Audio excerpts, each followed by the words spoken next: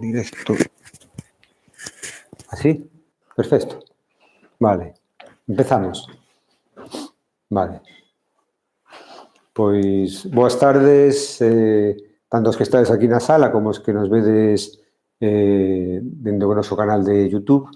Benvidos a esta xornada sobre a mellora de gobernanza nos montes comunais, unha xornada que responde ao interese, non, que he mostrado en todas as xornadas de Living Lab e que foi unha das necesidades detectadas. Entón, vamos a dar comezo a esta xornada. En primeiro lugar, darei paso ao compañeiro Daniel Canosa da Fundación Juana de Vega, que nos falará un pouco sobre o proxecto Capriz para un pouco poñernos en situación.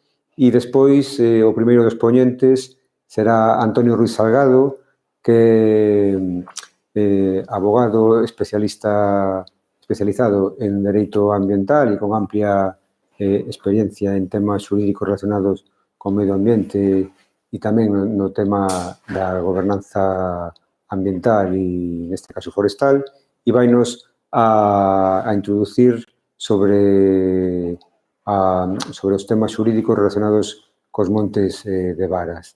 Nada, sin máis dilación e para que non retrasando a jornada, damos paso a Daniel Canosa.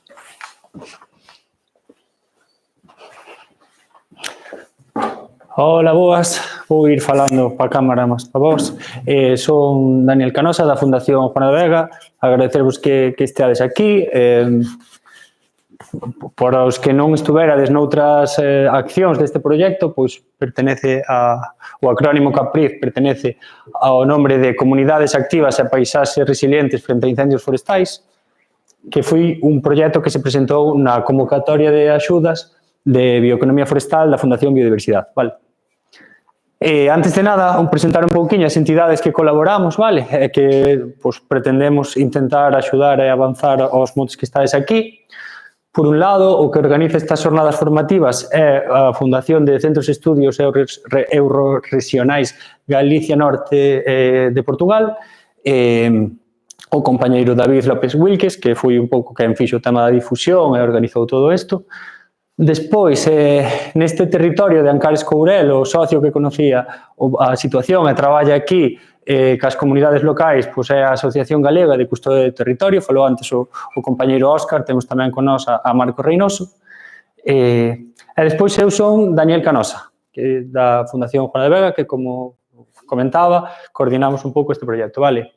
Tamén temos, aportan o seu conocemento estas dúas outras entidades, a Fundación Centro Tecnológico Forestal e de la Madera, CETEMAS, que está en Asturias e ten bastante experiencia en temas de tecnologías desarrolladas para o tema da gestión forestal, e a Fundación Monte Escola, que non sei se a conocedes, está tamén na zona de Froxán, en Lousame, na provincia de Coruña, que desarrolla bastantes actividades vinculadas á educación ambiental e tamén fixeron, a raíz do proxecto Capriz, como comentaremos agora, accións como de voluntariado para a eliminación de invasoras e demais. Vale. Vou ser moi breve, non vos vou enrollar moito, é un pouco para que entendades un pouco o que se fixo, non? É porque estamos aquí. O proxecto constaba de 5 accións. A primeira era a idea era xuntar unha serie de xentes en distintos ámbitos que despois comentaremos para, a raíz de ese diálogo e esas cuestións que moitas veces xa no propio territorio todos estáis traballando, a veces máis ou menos conectados, porque é difícil con toda a cuestión do tempo e demais, ver as iniciativas que hai e ver como podíamos coordinar e cooperar en buscar solucións de forma conxunta para que podan ter incidencia no territorio e que tamén pois vale, a partir deste proxecto podan salir algunhas colaboracións entre vós e sacar outras iniciativas colectivas, vale? Dentro desta primeira acción, tuvemos como 3 sesións de participación, onde primeiramente analizábamos un pouco a situación dos montes a nivel general e íbamos conocendo. Noutra segunda sesión, abordamos que queremos pos nosos montes, e na terceira, en función do que dicíamos, que queremos nos nosos montes, que cousas hai en común e algunha das propostas colectivas que ahora o proxecto está intentando potenciar e axudar, vale? Dentro dos montes seleccionados que despois comentarei. Aquí tamén estaba outras iniciativas, mañán temos unha delas, potenciada pola Fundación Monte Escola, que son visitas de intercambio, vale? Xuntamos os montes de 5 ámbitos facemos que a xente das distintas zonas vaya conocendo realidades e tamén resolucións de problemas que pode haber en cada un dos sitios. E tamén o que se intentou crear é unha rede para que, máis alá de que agora estemos este tempo traballando aquí, haxa unha continuidade e unha comunicación entre as comunidades de montes. Vale, a rede de áreas conservadas por comunidades locais, se tedes interés ou queredes saber algo respecto a eso, pois avisádenos e tamén é aberto a todas as comunidades de Galicia, a todos os montes, quen este interesada en participar, coordina a Fundación Monte Escola e simplemente a poñerse en contacto con nós para coordinar e explicarvos un pouquiño como funciona. Considerábamos importante, dentro dos montes estudiados, elaborar unha cartografía específica que dara información, entón, eso fixámoslo cos montes que finalmente acabaron participando ao largo desas sesións de cocreación e tamén facer algunhas intervencións no territorio. Aquí, bueno, pues, o traballo desarrollado pola Asociación Galega de Custodia de Territorio fixo que se focalizaran en temas de mellora da biodiversidade en varios montes. Un deles era no de Hórreos, para potenciar as orquídeas e demais, e outro era no Souto de Paderne, para recuperar un dos outros, vale? Que xa se ejecutaron, están aí tamén para ver se alguén está interesado. E despois había novas líneas que van surgindo no tema da valorización dos recursos dos montes e demais, e dentro deste proxecto presentamos a iniciativa de axudarlle aos montes que estuveran participando a alcanzar a certificación FSC, que é un pouco a que conocedes de cadena de custodia da madeira e demais, pero ampliada aos servicios ecosistémicos, vale? Que é unha nova línea que sacou este sello. Entón, bueno, a partir de aí, pues, estamos intentando certificar distintos montes en carbono e en biodiversidade, vale? E, por último, que tamén se está desarrollando este ano, é un pouco o fomento ao emprendemento verde, que, basicamente, ten a vertiente de, se hai algún emprendedor asociado a estes montes ou con iniciativas nestes territorios, axudalos. Este era o máis grueso, así que espero que non vos saturara moito. Se tedes calquera dúda, podedes contactar cos responsables do proxecto e ampliamos vos información. E aquí vedes un pouco os 5 ámbitos que responden aos socios que participan. Barbanza Ullásar, Macizo Central, Ancares Courel, Negueira de Muñiz e Cangas de Narcea, porque tamén traballamos con montes asturianos. Este é un living lab que lle chamamos, onde xuntamos a xente desas dúas comunidades, e despois Tineo Valdés. En total, participaron 54 montes que nas superficies, nos contornos que establecemos, onde se elaborou cartografías e fixeron distintos traballos, suman esas 30.585 hectáreas, vale? Concretamente aquí veíamos necesario este tipo de formación porque, como vedes, hai 12 montes que foron participando nestas sesións. 4 deses montes son de varas que tamén necesitan ese apoio na regularización, que é unha das accións que se impulsou desde o proxecto Capriz, vendo esa necesidade, e despois hai 6 montes veciñais en Mancomún que teñen o convenio consorcio ca Xunta de Galicia e que están nesa situación de colaboración con esta administración para poder desarrollar as iniciativas que podan surgir ao largo do proxecto, vale? Despois tamén había outros 2 montes veciñais en Mancomún.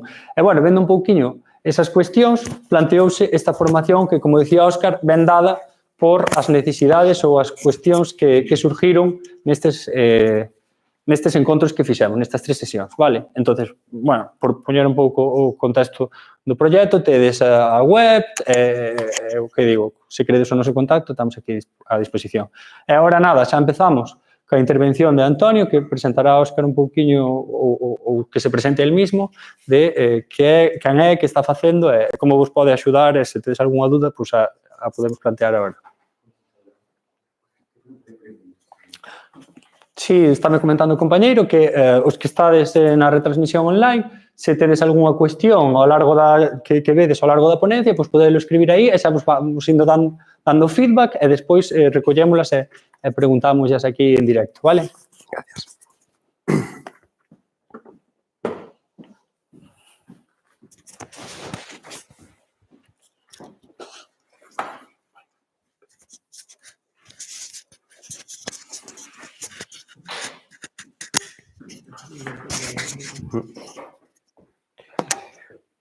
Bueno, voy comenzando. Buenas tardes.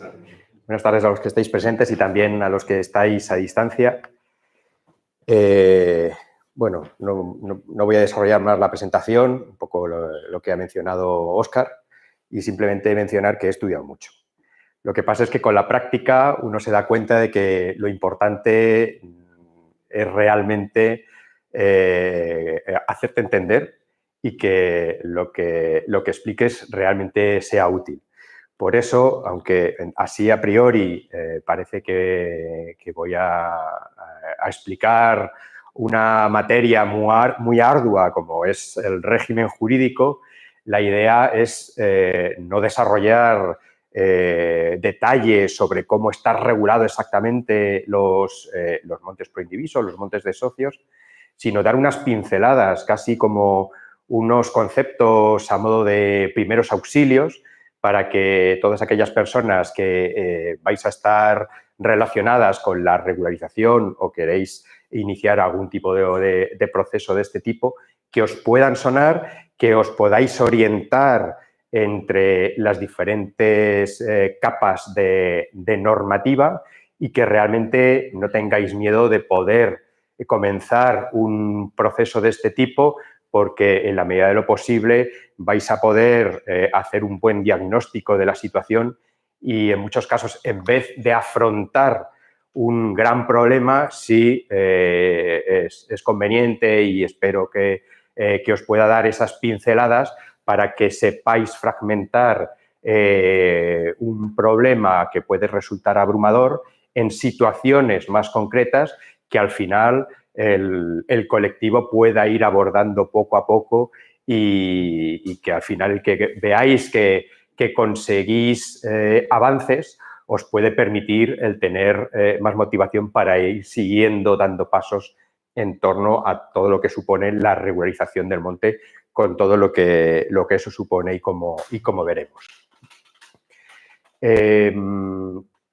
Sobre todo a las personas que estáis aquí presenciales, por favor, interrumpirme, porque seguro que puede ayudar a explicar mejor. Y también me comprometo a todas las personas que están a distancia, que si escriben algún comentario o un correo electrónico, me comprometo a contestarles. Bien, un poco también quiero rebajar expectativas. Son 45 minutos, no quiero agotar la hora para dejar margen de tiempo.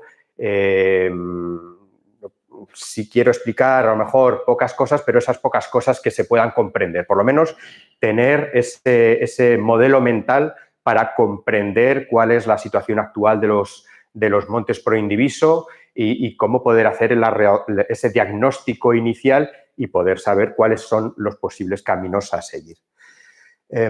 Planteo hacer mi intervención en 3 partes.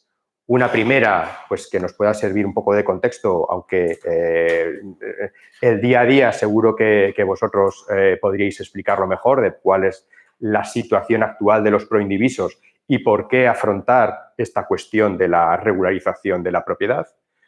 Un segundo apartado, que es como un esbozo del régimen jurídico, sobre todo haciendo mención a aquellos aspectos que son especialmente relevantes para que luego se puedan identificar claramente las herramientas que pueden utilizarse. Y luego un último apartado, un último bloque, un poco más de carácter práctico y que nos va a permitir conectar todo lo que hemos visto en los apartados anteriores. Bien, ¿qué es un proindiviso? Yo creo que todas, por lo menos, tenemos un esbozo de qué pueden ser los proindivisos. Lo que sí que me gustaría y puede servir para contextualizar es el identificar los proindivisos en el conjunto de otras propiedades que hay en el territorio. Porque al final la evolución histórica, social, ha generado diferentes formas de propiedad y cada una tiene su regulación. Y los proindivisos, esa propiedad civil, esa propiedad privada, pues tiene una característica. Pero muy probablemente hayáis podido conocer o estéis implicados en otros tipos de propiedades y por eso el diferenciar bien cada una de ellas es importante para no aplicar soluciones o normativas de unas propiedades públicas, por ejemplo, a aspectos privados, porque sí que es importante el respetar esas capas de normativa. Bueno, de entrada yo creo que cuando hablamos de propiedades en el monte, sobre todo en determinados territorios, surge la propiedad pública.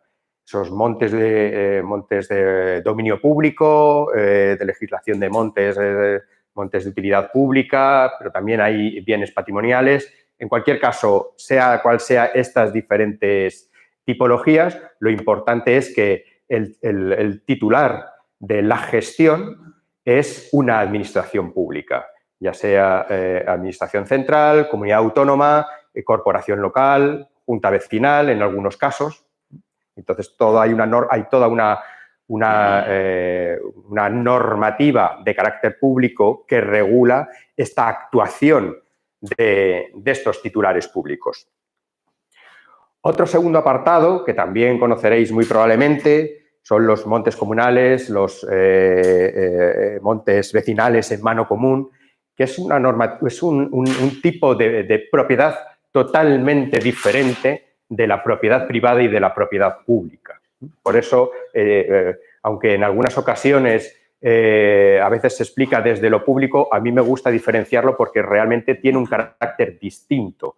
Esta propiedad comunal, el titular es la comunidad social de un determinado lugar, la que es la titular. Pero a diferencia de los proindivisos, no se rigen por unas cuotas concretas, por un 10%, un 8%, un 2%, sino que es toda la comunidad la que es como digo, la titular. No es una pluralidad de propietarios que cada uno tiene un porcentaje, sino que el uso y la gestión les pertenece en los comunes a toda esa comunidad y en sus correspondientes órganos, en sus procesos de toma de decisiones, adoptan decisiones sobre esa gestión. Esto es lo que se llama la comunidad germánica, que aquellos vecinos que tenían lumbre, que tenían humo en la chimenea, eran los que tenían derecho a poder usar esa propiedad, pero porque pertenecían a una comunidad de sangre, a una comunidad vecinal.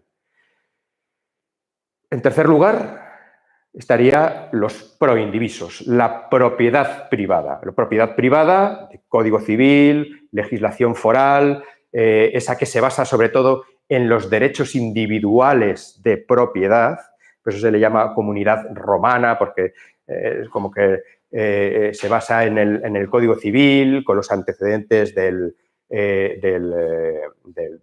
la legislación romana. Y aquí, por ejemplo, a diferencia de los comunes, el peso está en el derecho individual.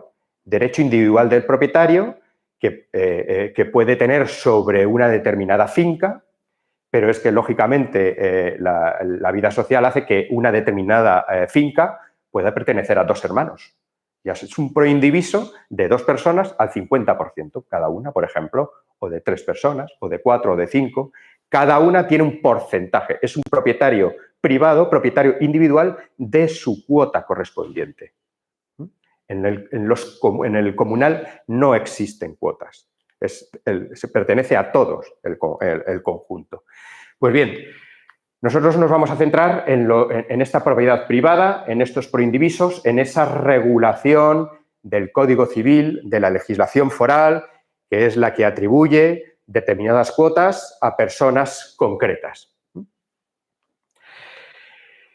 Bien, estos proindivisos, claro, dependiendo, sobre todo cuando estamos hablando de los montes, en cada territorio ha podido tener una forma de regulación de usos distintos. Aquí, en Galicia, en la legislación foral, específicamente, a estos proindivisos específicos de los montes,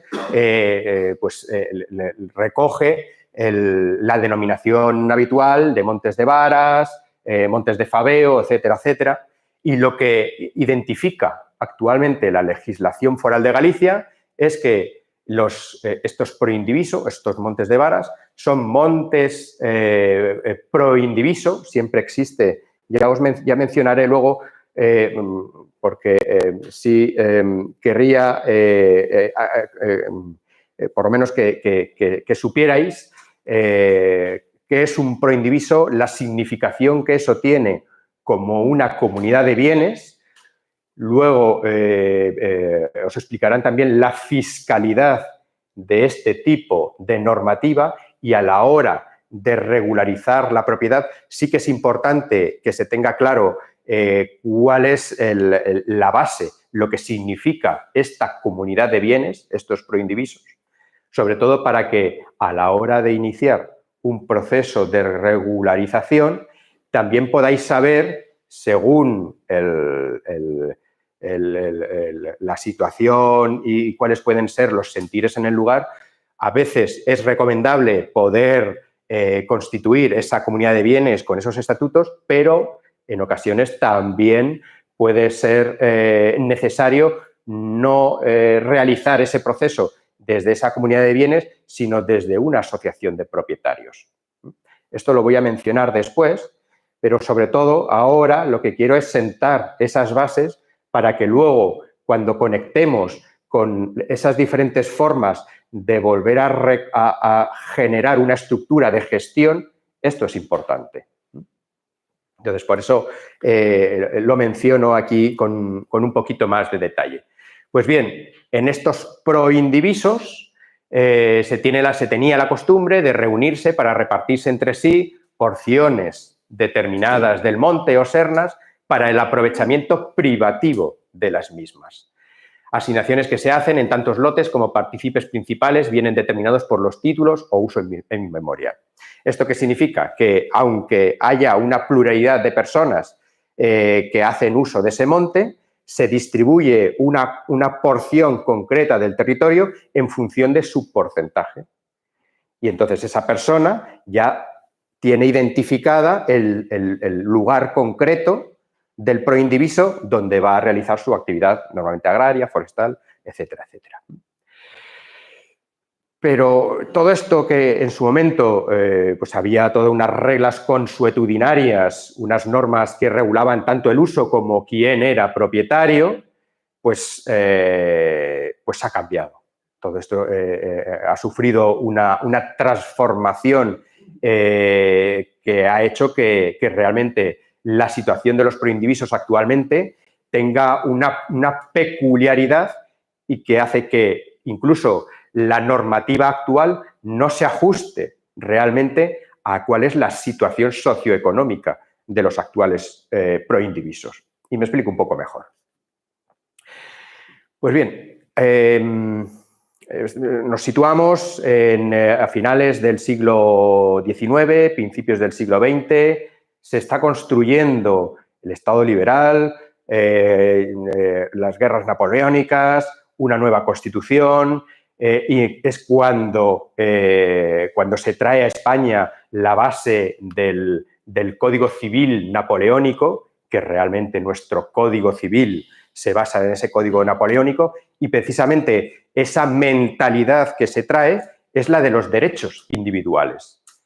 Lo que se busca, o esa nueva mentalidad, ya no piensa en esa propiedad comunal, en esa propiedad compartida, de gestión compartida, sino que lo que pretende es defender derechos individuales y que la persona tenga la capacidad de decidir sobre su propietario, sobre su propiedad. Y uno de los derechos fundamentales es precisamente la propiedad. Entonces, la regulación que se hace en esa propiedad romana, el peso está en la persona, en los individuos. Por eso se asignan esas cuotas numéricas a cada uno e incluso en el Código Civil se regula la capacidad de disolver esa propiedad compartida, porque lo que se pretende es que cada persona sea autónoma y pueda decidir sobre su propiedad. Esto, claro, es una parte ideológica que luego con el desarrollo de la evolución e incluso la propia evolución natural, como veremos, pues conlleva una serie de fragmentación de la propiedad que es la que en parte explica la situación de quiebra de la actual titularidad de los proindivisos. Pues bien, en esa época donde lo que se pretende es que haya una forma de propiedad individual, además se producen las desamortizaciones, que probablemente habréis escuchado. Muchas propiedades públicas, muchas propiedades de la Iglesia se venden, son obligados a venderlas en pública subasta, y eso incluye muchos comunales que se incorporan en esa venta porque se considera que son propiedades que no rinden, y precisamente lo que se quiere es dinamizar esa economía, dinamizar esas formas de propiedad. Entonces, todas esas propiedades que son de grandes titulares o compartidas, lo que se quiere es fragmentarlas y venderlas a la sociedad civil. Pues bien, muchos comunales se subastan y vecinos de esos lugares donde se va a proceder a la venta de los comunales, se organizan y se presenta un pequeño grupo de vecinos para comprar esos comunales que se han subastado o que se han puesto a la venta, y lo hacen en nombre de toda la comunidad.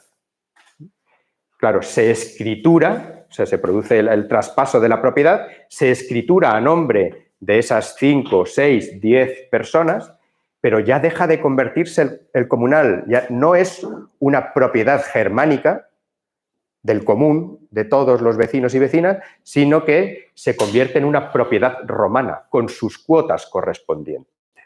Ha cambiado el tipo de regulación. Por otro lado, también otra cosa que sucede en el siglo XIX es que había unos contratos que eran los foros, los censos enfiteuticos, en fin, no quiero entrar en muchos detalles, pero eran contratos agrarios a largo plazo o incluso a perpetuidad que agricultores tenían firmados o bien con la Iglesia o bien con la nobleza, y lo que se hace es hacer una redención. Se compran, o sea, esos vecinos afectados compran los derechos a Iglesia y nobleza, y claro, volvemos a tener una propiedad compartida, pero ya con una base romana. Ya lo que tenemos son los proindivisos. Los que a lo mejor viváis en zonas urbanas, la propiedad horizontal, una comunidad de vecinos, es un proindiviso.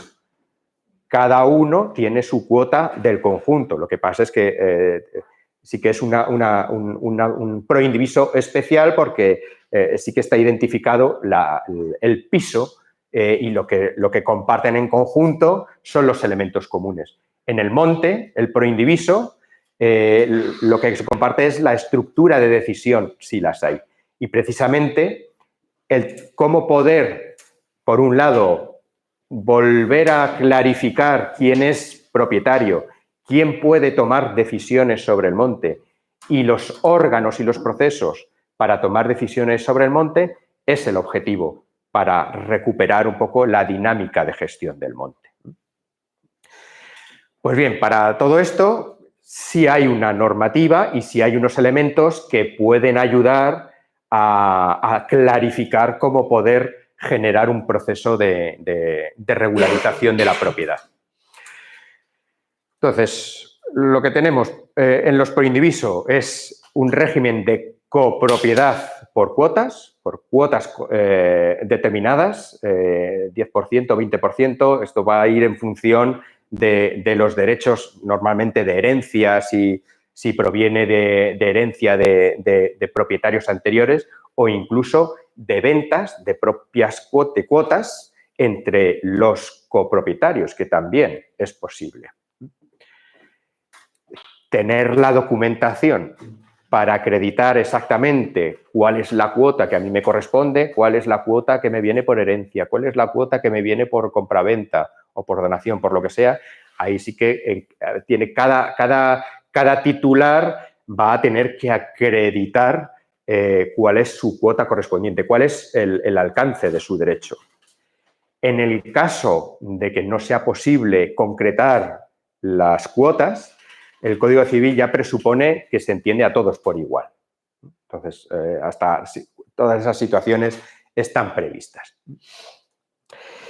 Pero bueno, al final los proindivisos, pues esto es muy habitual, que un piso esté entre varios hermanos, que sea la tía que se ha ido a Barcelona y tenía 5 hijas y esas hijas han tenido su descendencia. Bueno, esto está en el día a día, pero ¿por qué tenemos esta peculiaridad en los montes especialmente? Y no solo en Galicia, sino en Castilla y León, por ejemplo, en Castilla-La Mancha, la situación es la misma, porque parte de la misma situación.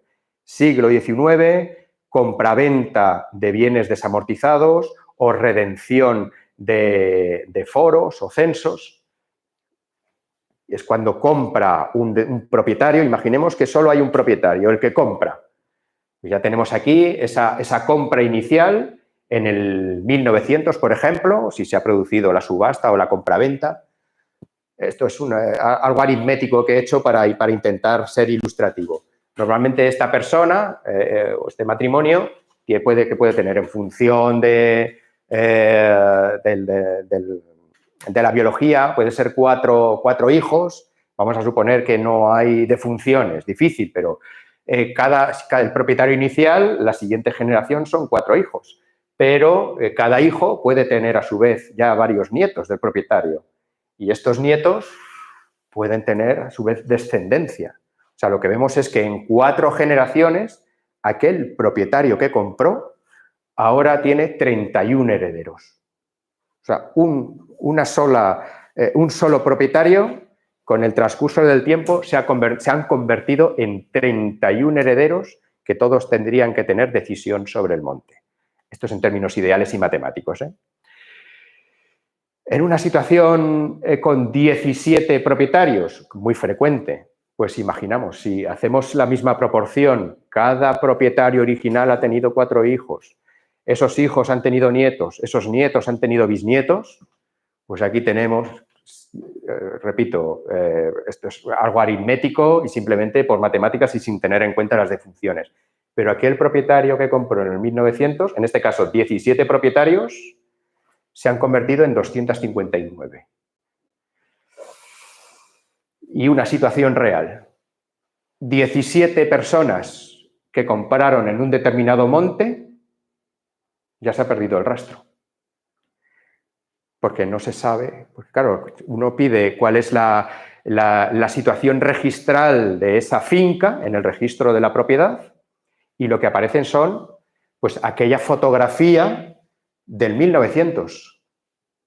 Pero desde entonces no ha habido, cada propietario se supone, cada grupo de herederos de esos 17 propietarios a lo largo del tiempo han debido o podido ir inscribiendo las herencias sucesivas.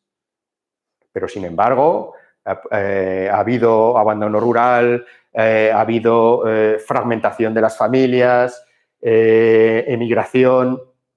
Ya no se ha perdido el rastro y, además, en España realmente no es obligatorio para ser propietario o para ser nuevo propietario inscribir las transmisiones de la propiedad en el registro.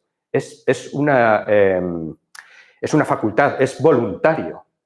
Lo que sí otorga el registro de la propiedad es una prueba de primera mano de que uno es propietario. Pero claro, ¿qué es lo que sucede aquí? Que la cuota cada vez es más pequeña en los sucesivos herederos. ¿Me voy a gastar yo dinero para elevar a público en notario y luego llevarlo al registro de la propiedad para que también me cobren el arancel correspondiente? O sea, no hay un incentivo para que las pequeñas cuotas se regularicen. Y por eso tenemos una inmensidad de hectáreas en España, de miles de hectáreas, que lo que registralmente aparece es una fotografía antigua del 1900 o finales del siglo XIX. Entonces, lo que sí ha habido es que las personas propietarias han tomado posesión de esas fincas, de esas parcelas. En muchos casos se ha mantenido la organización, las asambleas en la comunidad, se ha mantenido la memoria y también está el catastro. En este caso, por ejemplo, se sabe que hay 73 personas porque son las que aparecen en el catastro. El catastro también es una prueba de que se está ejerciendo un derecho de propiedad sobre una determinada finca. Lo importante, el que realmente da fe de la propiedad es el registro de la propiedad, pero en estos casos donde va a haber muchas dudas, la regularización del catastro va a ser un elemento, un aliado, porque son procedimientos mucho más baratos que las regularizaciones ante los registros de la propiedad, porque para regularizar o renovar el tracto sucesivo que se llama en los registros de la propiedad, o bien hay que hacer trámites notariales o bien hay que hacer procedimientos judiciales. Entonces, una forma de abordar la regularización en estas situaciones es ir escalando. Pues, luego hablaremos sobre el registro de montes de varas, un registro administrativo específico de los montes. Otro escalón podría ser la regularización ante el catastro y otro escalón muchísimo más alto es el registro de la propiedad. Hay veces que ni es recomendable ni es una buena estrategia dar un salto directamente al tercero, que es el más difícil. Y sí que se puede ir avanzando ante el monte, en el registro del monte de varas o en el catastro, para ir recabando información, para generar una estructura de toma de decisiones, de gobernanza y que realmente el poder acreditar que se está ejerciendo derechos sobre una parcela puede ser más difícil por si el día de mañana hay capacidad para poder regularizar ante el registro de la propiedad. Bien. Hay mucha información, muchos datos. Yo también lo que querría es poder dejaros algunas formas de poder ordenar toda esta información, ¿vale? De que cuando podáis plantearos hacer un diagnóstico sobre la situación de vuestro monte o iniciar un procedimiento de regularización, que por lo menos tengáis algunas formas o algún mapa para no perderos en el camino. Y se me había ocurrido el poder concretar esta regularización o el proceso de regularización en torno a 3 aspectos principales que me parecen fundamentales y que pueden ir abordándose poco a poco. No es necesario abordar estos 3 aspectos a la vez. Comento un poquito más en detalle. Por un lado, tenemos el elemento objetivo, el territorio, la finca. Hay veces que no se sabe bien cuál es la finca o los límites de la finca. En algunos casos puede ser sencillo, en otros casos puede ser más complicado, pero el poder tener certeza sobre la finca acerca de la cual se ejercen los derechos es un aspecto importante, que luego abordaremos, os daré algunas pinceladas más, ¿vale? Pero un aspecto de la regularización es que a veces la regularización automáticamente se nos va a los derechos de las personas y yo lo que quiero transmitiros es que también puede haber cosas que haya que aclarar sobre la finca en su conjunto. Por ejemplo, y por adelantarme, por si puede ser pedagógico, la descripción de la finca que aparece en el registro de la propiedad, normalmente es al norte, linda con el monte de no sé qué, a la este. No, esa descripción puede que se haya perdido los hitos que esté mencionando. Y luego, no está georreferenciada. La que sí está georreferenciada es el catastro, pero el catastro no tiene conexión con el registro de la propiedad. Son dos mundos totalmente aislados. Si hay una conexión entre la descripción que se hace el registro de la propiedad y se puede, como un informe topográfico, por ejemplo, se puede concretar y seguir con la georreferenciación del catastro, ahí hay un avance, porque ya hay certeza georreferenciada y con el registro de la propiedad de que se está hablando de la misma finca. Por eso tampoco me quiero meter en mucho detalle, pero sí que destacaros que el partir de cuál es la certeza sobre la finca y sobre sus lindes es un elemento importante en la regularización. Otro aspecto es la gobernanza colectiva. Claro, cuando hay solo una persona para tomar decisiones, puede ser rápido y fácil. Cuando hay 80 personas que todas tienen derecho a tomar decisiones sobre la finca, hay que tener una organización. Hay que tener una forma de adoptar decisiones que realmente sean legítimas. Aquí ya es más fácil hablarlo que llevarlo a la práctica, pero es posible que pueda haber una comunidad de personas, de propietarios. Unos viven en Madrid, otros en Bilbao, otros en Barcelona. Vienen de vez en cuando o ni siquiera vienen, pero a veces vienen en verano, por ejemplo. Luego hay otro grupo de propietarios, propietarias que sí que viven en el lugar. En fin, sí que se puede tener una estructura con una forma de tomar decisiones y en algunos casos todavía pervive esa memoria de nos reunimos en asamblea todos los no sé qué los segundos domingos de agosto para tomar decisiones sobre el monte. Se puede utilizar esa memoria cultural para dotarse de unas normas explícitas, de unos estatutos, bueno, que no necesariamente tienen que ser complicados, sino que sean explícitos y sean conocidos por todos. Porque esa es la forma de poder de prevenir conflictos y prevenir situaciones de, pues, a ver cuándo habéis tomado esta decisión porque ya no se sabía. Si hay unas pautas sencillas que todas conocen sobre cómo tomar estas decisiones, suele ser muchísimo más fructífero. Y luego otro elemento que a mí me gusta destacar es que haya también una capacidad de gestión, porque esta gobernanza se puede ejercer en función de las situaciones cada 2 años, cada año, o sea, ese grupo de esa asamblea, ese grupo de personas, cuantos más mejor para tomar las grandes decisiones, pero es que luego en muchas ocasiones hay que tomar decisiones más en el día a día.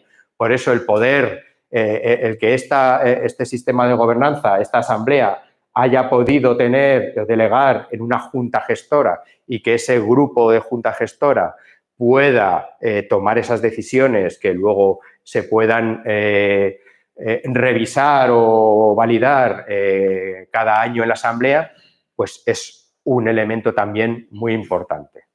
Entonces, certeza sobre el objeto físico, sobre la finca, claridad sobre la gobernanza y también capacidad para gestionar.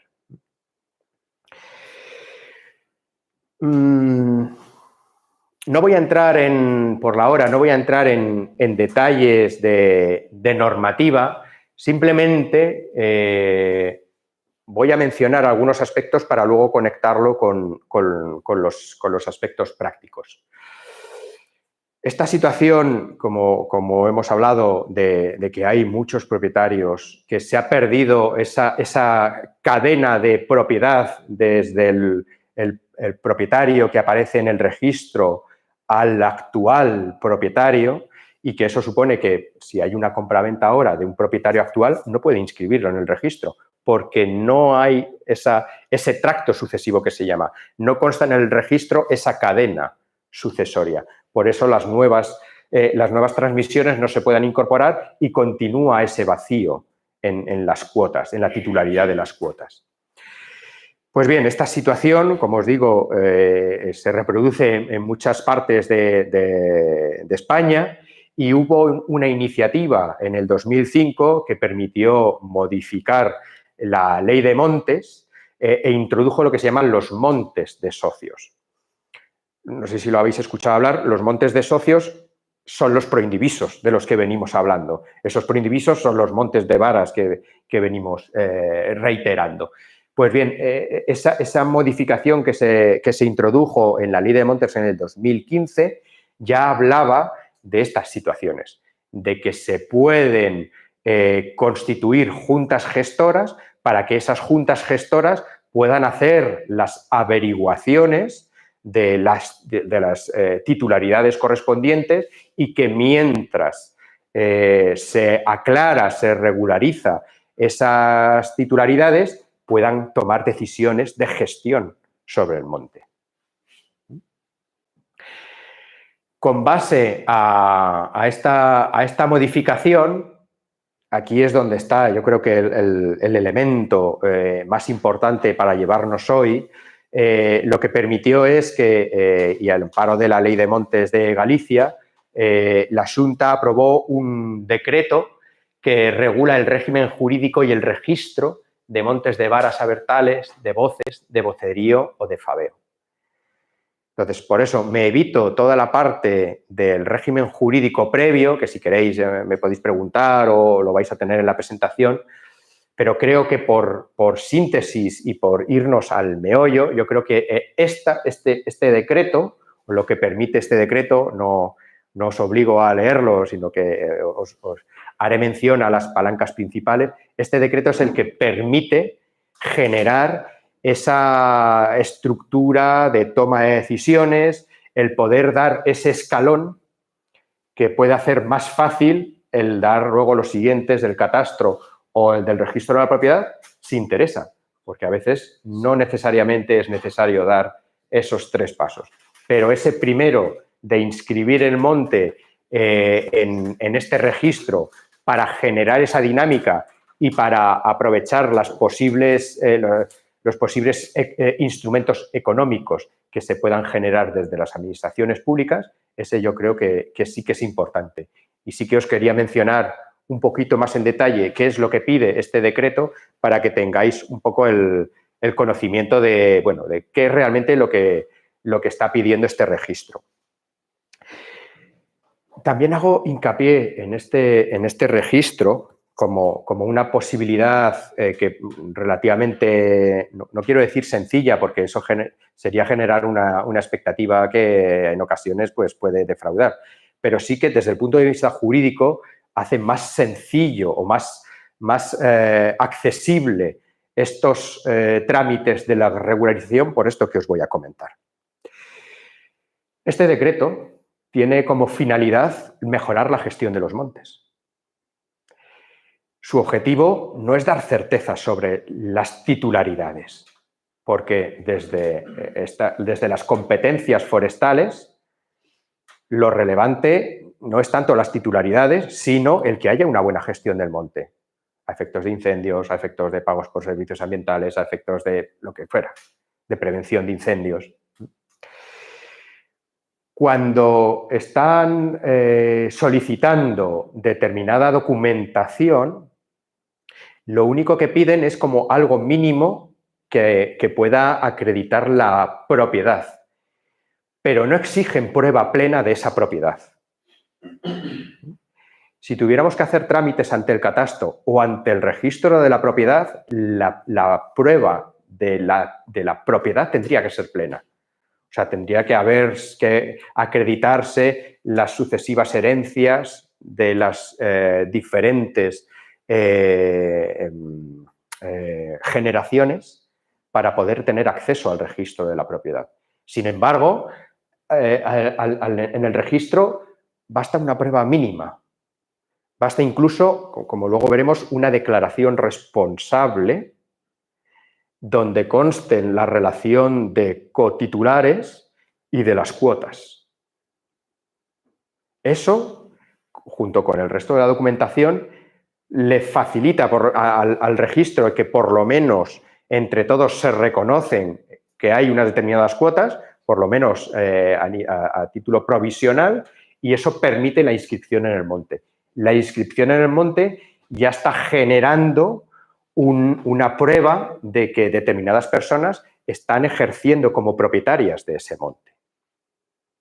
Luego, el poder ir sumando pequeñas pruebas de que se ejerce como propietario es importante el día de mañana por si se abre una regularización formal ante el registro de la propiedad, sea notarialmente o sea judicialmente. Vamos a verlo con un poquito más de detalle.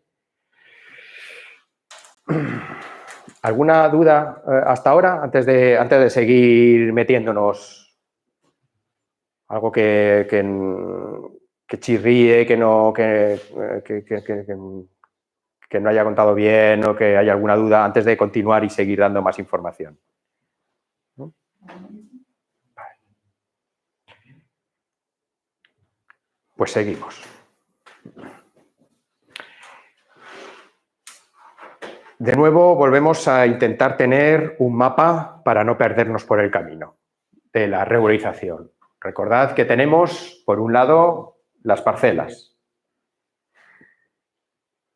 Estas parcelas o bien están en el registro de la propiedad o también están, si están en el registro de la propiedad, podríamos tener una nota simple de esa finca para saber, para empezar a saber quiénes son los titulares que constan en ese registro. Pero luego, si nos vamos al catastro, también tenemos unas parcelas que normalmente esas fincas grandes suelen ser muchas parcelas catastrales. Pues bueno, el que podamos identificar en el catastro, en el registro de la propiedad, información sobre este aspecto territorial, sobre este aspecto objetivo, era el primero de los pasos y además el más fácil, por lo menos, de obtener información. El segundo está relacionado con las personas y los derechos. O sea, en relación con unas determinadas parcelas, con unas determinadas fincas, cada una de las personas tiene que saber en base a qué es propietario. O por lo menos, aunque solo sea de referencia verbal o incluso entre los propios vecinos-vecinas, se sabe, pues este era de la casa no sé qué y tenían derecho a tantas suertes. O en algunos casos hay algunos Excel o algunas notas manuscritas, incluso antiguas, de qué repartos se hacían. Todo eso es prueba de que en su momento existían esa información. Hay una pregunta que preguntan, ¿qué porcentaje de propietarios pueden solicitar la gestión? Me imagino que la gestión, ahora lo comentaré, que voy a mencionar es la inscripción en el monte. O sea, en este decreto sí se regulan dos posibilidades, según la mayoría de copropietarios. Lo voy a contestar después. Gracias. Bien, estas personas se tienen que organizar. O sea, para clarificar los derechos conjuntos, porque al final, recordemos que cada uno no puede hacer la guerra por su cuenta, cada uno puede clarificar su cuota, pero al final necesita de los demás porque la suma del conjunto no puede ser mayor de 100. Entonces, tiene que haber algún tipo de organización y, sobre todo, para poder tomar las decisiones, ya no solo para tener claridad sobre las cuotas conjuntas, sino también sobre la gestión, necesita de la organización. A veces pueden ser, si no hay ningún tipo de organización sobre el monte, pueden ser las personas más activas que pueden ir generando un grupo motor al que pueden ir sumando otras personas que puedan implicarse en la gestión del monte. Pero en cualquier caso, pensando en esa regularización y sobre todo pensando en la inscripción del registro del monte ante el registro, al final van a tener que tener unos estatutos, o sea, un un documento donde consten las reglas de cómo se adquiere la condición de propietario, cómo se pierde, cómo se hacen las transmisiones, cuáles son los órganos de toma de decisiones, la asamblea, la junta gestora, cómo se eligen, en fin, son cosas como muy básicas, pero como que hay que hacer el seguimiento y tenéis modelos tanto de la Xunta como de otras juntas gestoras de cuáles son los aspectos que deben contener estos estatutos. Me adelanto también, y por facilitar, sea una comunidad de bienes, sea una asociación de propietarios, ambas formas van a tener que tener sus estatutos. Entonces, como la estructura es muy homogénea, mi recomendación, si no se quiere elaborar unos estatutos o no se quiere constituir formalmente una comunidad de bienes por la fiscalidad que implica, se puede y lo permite en la práctica de la inscripción de los montes en el registro de varas gallego, permite que asociaciones de personas propietarias que gestionan el monte puedan dar los pasos para solicitar la inscripción. Entonces, por eso menciono las dos opciones. Sea comunidad de bienes, sea asociación de personas propietarias, los estatutos son muy homogéneos. Yo lo que recomiendo es que se cuide un poco la redacción para cuando se quiera pasar de una a otra, en su caso, el texto es el mismo. Las formas, cómo las personas han actuado es la misma, no hay que hacer cambios. Basta solo aspectos formales, porque lo que es la práctica diaria, esa se mantiene. Y luego, pues se pueden hacer trámites ante la Xunta, Catastro y Registro, pero como os digo, en el que me voy a centrar en estos últimos minutos es en el de la Xunta. Luego, si queréis, podemos hablar sobre aspectos prácticos. Ya he ido mencionando alguna cuestión concreta pues sobre cómo identificar esta primera información sobre las fincas, sobre las parcelas catastrales, cómo poder ir avanzando en tener un listado de personas que son titulares en el catastro actual para saber o sea, la calidad de la información que contiene. Normalmente el catastro tiene una información muchísimo más actualizada que el registro de la propiedad. A lo mejor el registro de la propiedad es del 1900 y el del catastro, pues alguno tiene información reciente, o sea, actualizada, otra es de los años 60 en alguna cuota. En fin, es importante saber qué información tiene el catastro para saber cuánto es la laguna que hay que recoger. Y luego, con respecto a la organización, pues es importante saber en el lugar concreto si existe esa memoria, esas prácticas de las que poder echar mano para hacer más sencillo ese proceso de regularización. No me centro aquí porque he ido mencionándolo a lo largo de la charla.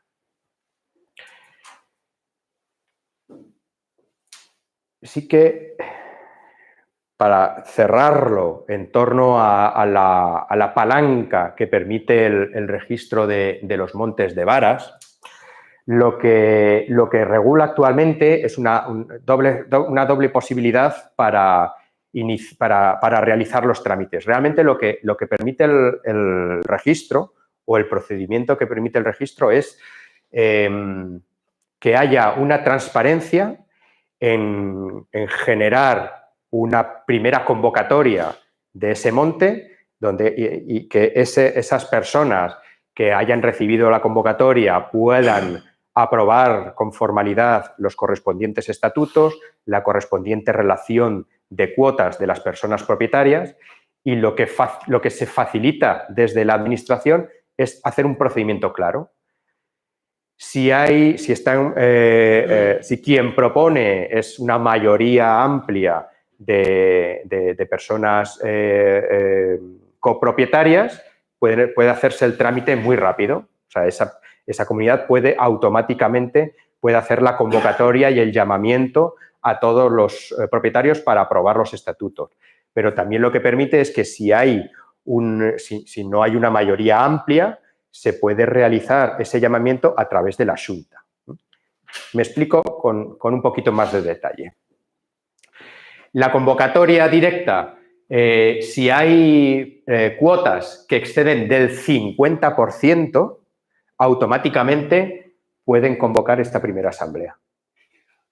Y esta primera asamblea es la que aprueba los estatutos, o sea, las normas por las que se va a regir para la toma de decisiones y la relación de personas titulares con sus cuotas. Si no se cuenta con ese 50%, pero sí se tiene al menos un 20%, se puede solicitar a la Xunta que haga los trámites. ¿Vale? Esto facilita muchísimo el que de una forma o de otra pueda comenzarse con la tramitación. Una vez que se ha realizado esta primera asamblea es como hace un chequeo, un listado de a ver quiénes somos, tenemos alguna discrepancia, bueno, tenemos la documentación en regla, hemos hecho la valoración de ese borrador de estatutos, venga, lo tenemos todo claro. Es entonces cuando se solicita la inscripción formal. ¿Ves? Esta primera era para solicitar o para realizar la primera convocatoria, pero cuando ya se ha clarificado, ya se solicita la inscripción. Y con esta inscripción ya sí que hay que presentar la documentación. El listado de todas las personas integrantes, aquí es un borrador inicial, pero aquí ya es el definitivo. La justificación de la titularidad dominical, pero es suficiente, se puede acreditar con todos los medios, con las escrituras si las hay. Lo normal es que no se cuente con toda esa documentación. Por eso se habilita esa declaración responsable. Esto para un jurista, cuando se está hablando de titularidades, le resulta especialmente llamativo.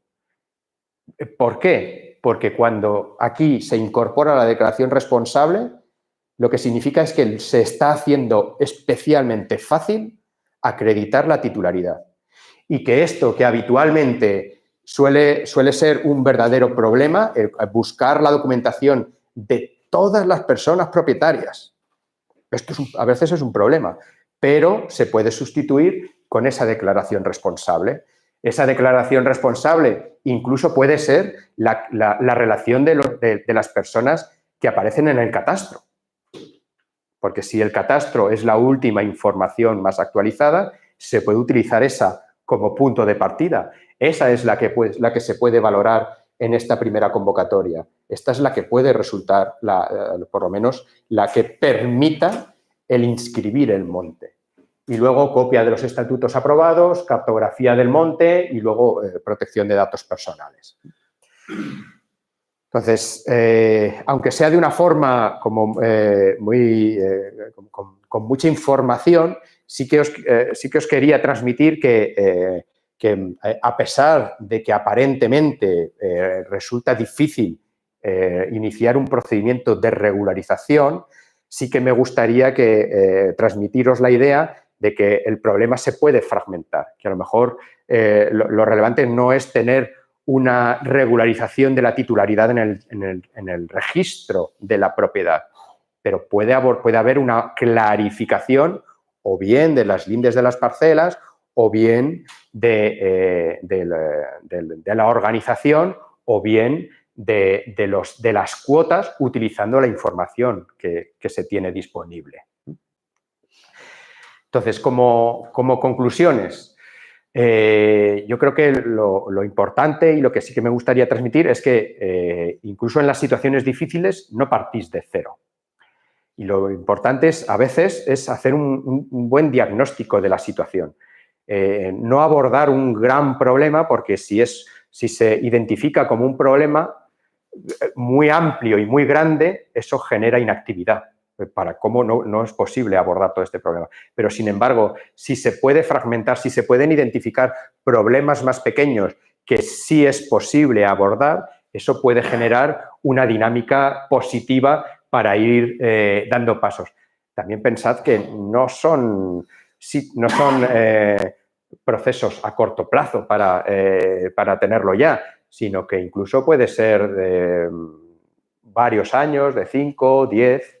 En cada momento se puede abordar lo que es posible, pero si se cuenta con ya esa cadena de toma de decisiones, el día de mañana será muchísimo más fácil el poder continuar con esa regularización. Tenéis experiencias que ya funcionan, hay ejemplos, hay herramientas, hay información. El proyecto también lo tenéis a vuestra disposición para generar ese aprendizaje compartido. Y, bueno, sí que me gustaría finalizar pues, con una idea de que hablamos de esta regularización de la titularidad. Desde mi punto de vista, no es solo un trámite legal, sino que es una oportunidad para realmente hacer lo que importa, que es gobernar bien el monte, cuidarlo mejor y dejarlo en mejores condiciones a las siguientes generaciones. Eso incluye el poder ir organizándose y que las nuevas generaciones puedan participar en esas asambleas, en esos órganos de decisión, porque van a ir manteniendo esa memoria colectiva del conjunto. Entonces, a vuestra disposición para lo que os pueda resultar útil. Muchísimas gracias.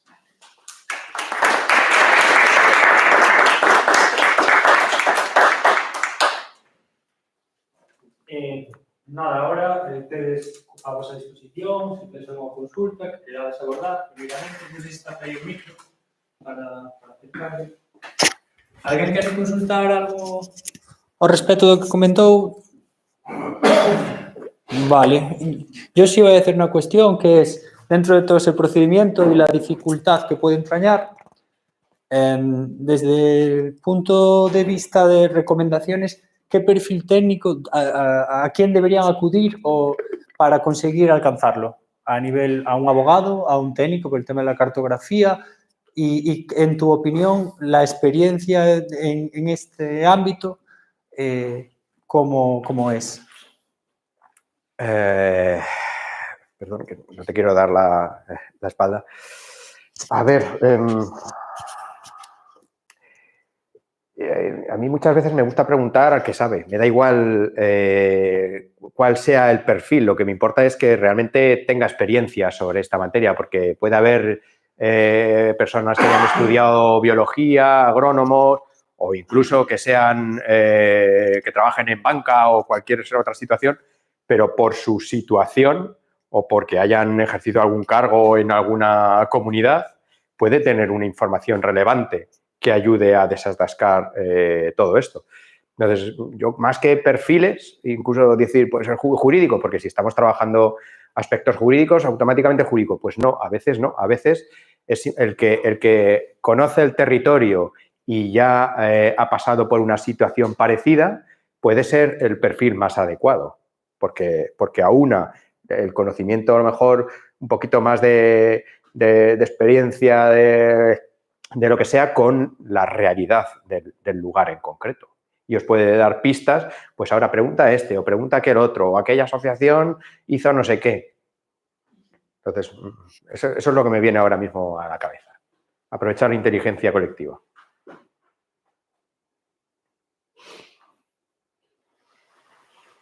Vale, pues... Una pregunta. Toma. Sí, una pregunta. Claro,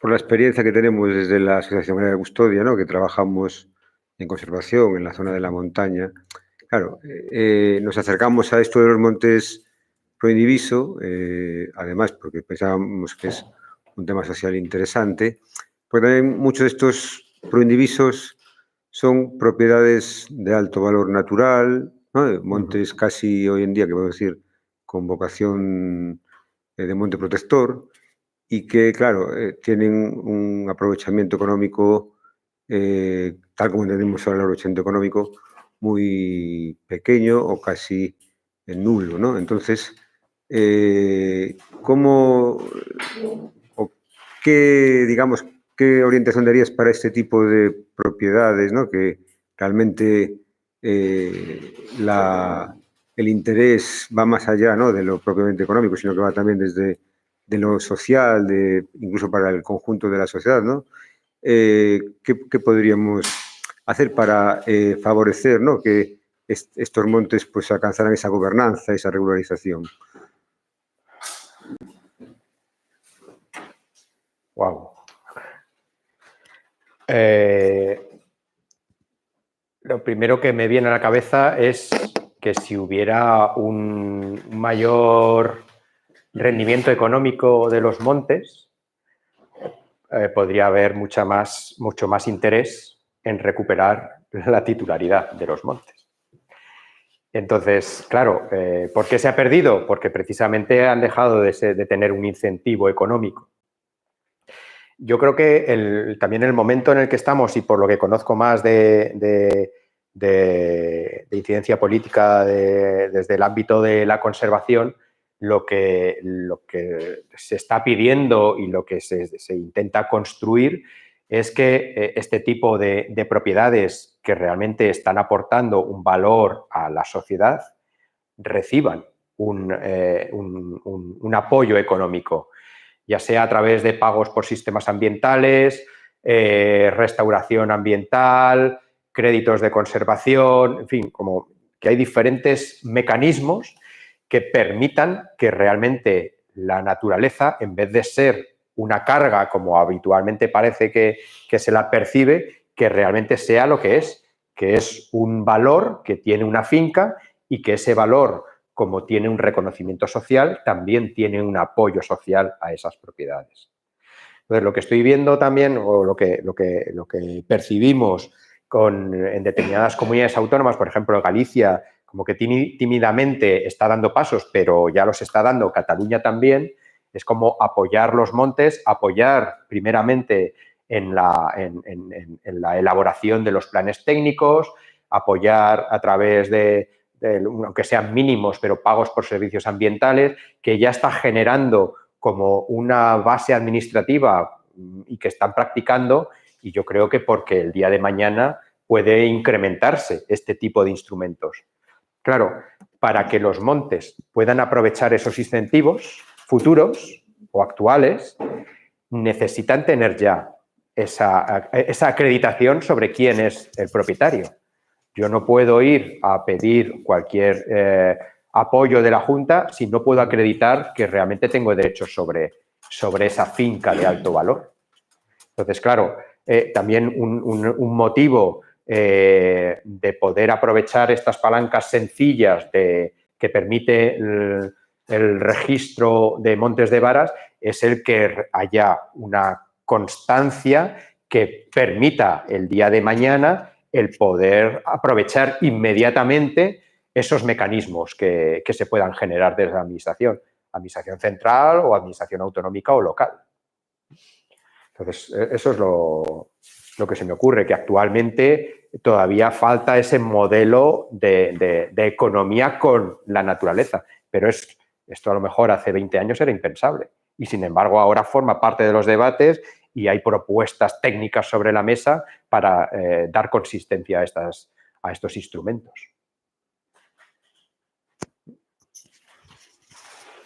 Vale, si no hay más preguntas, si nos surgen, como vamos bien de tiempo, vamos a hacer ahora un parón para estirar las piernas y despejar la cabeza y ya luego continuamos según el programa, ¿vale? Gracias.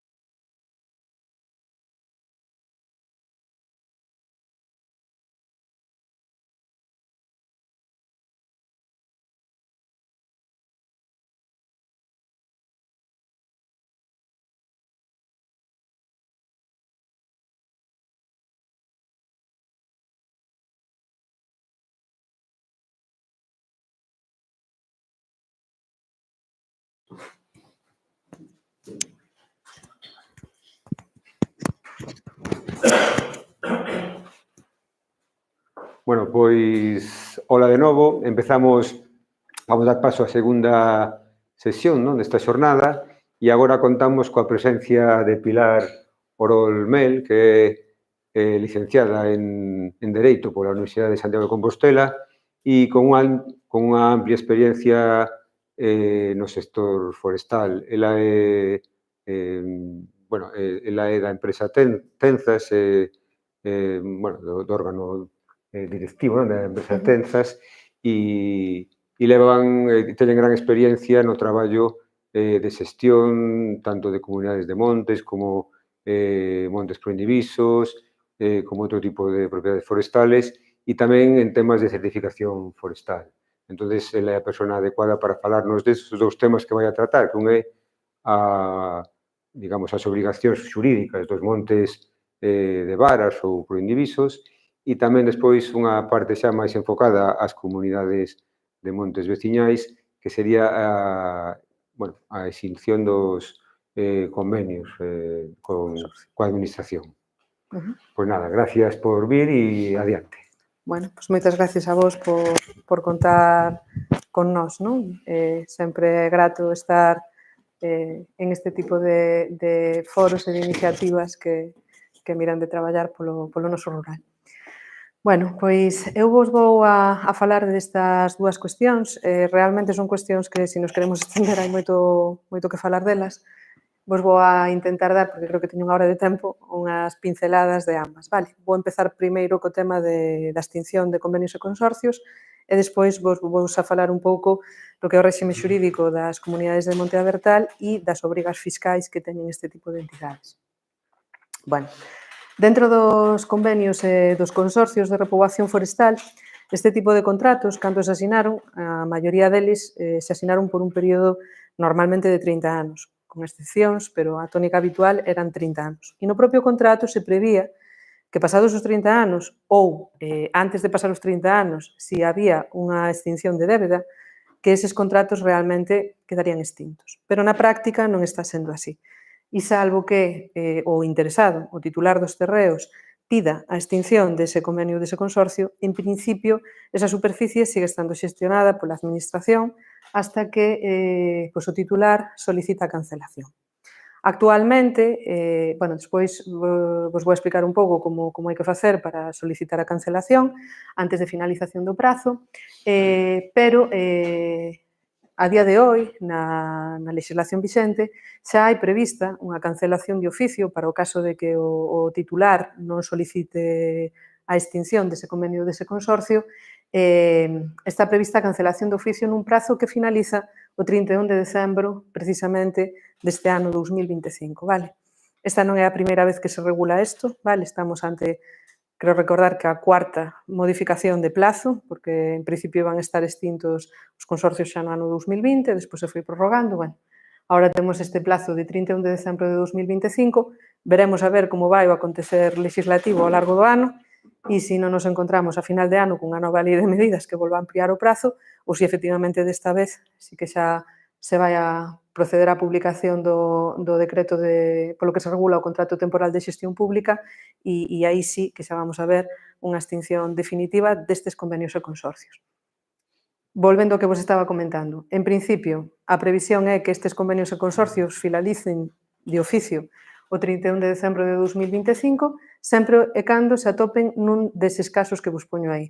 Ou seja, montes que xa non teñan un saldo deudor no momento en que entrou en vigor a lei pola que se regulou isto, que entrou en vigor no ano 2023, ou en calquer momento dentro do prazo máximo estipulado, é dicir, que non teñan débeda entre o ano 2023 e o ano 2025, os montes que están catalogados de dominio público que pasen a ser xestionados de acordo coa normativa reguladora dos montes públicos ou os montes que, polas razóns que sexa, non consigan os fins para os cales foi suscrito ese determinado convenio ou consorcio, non?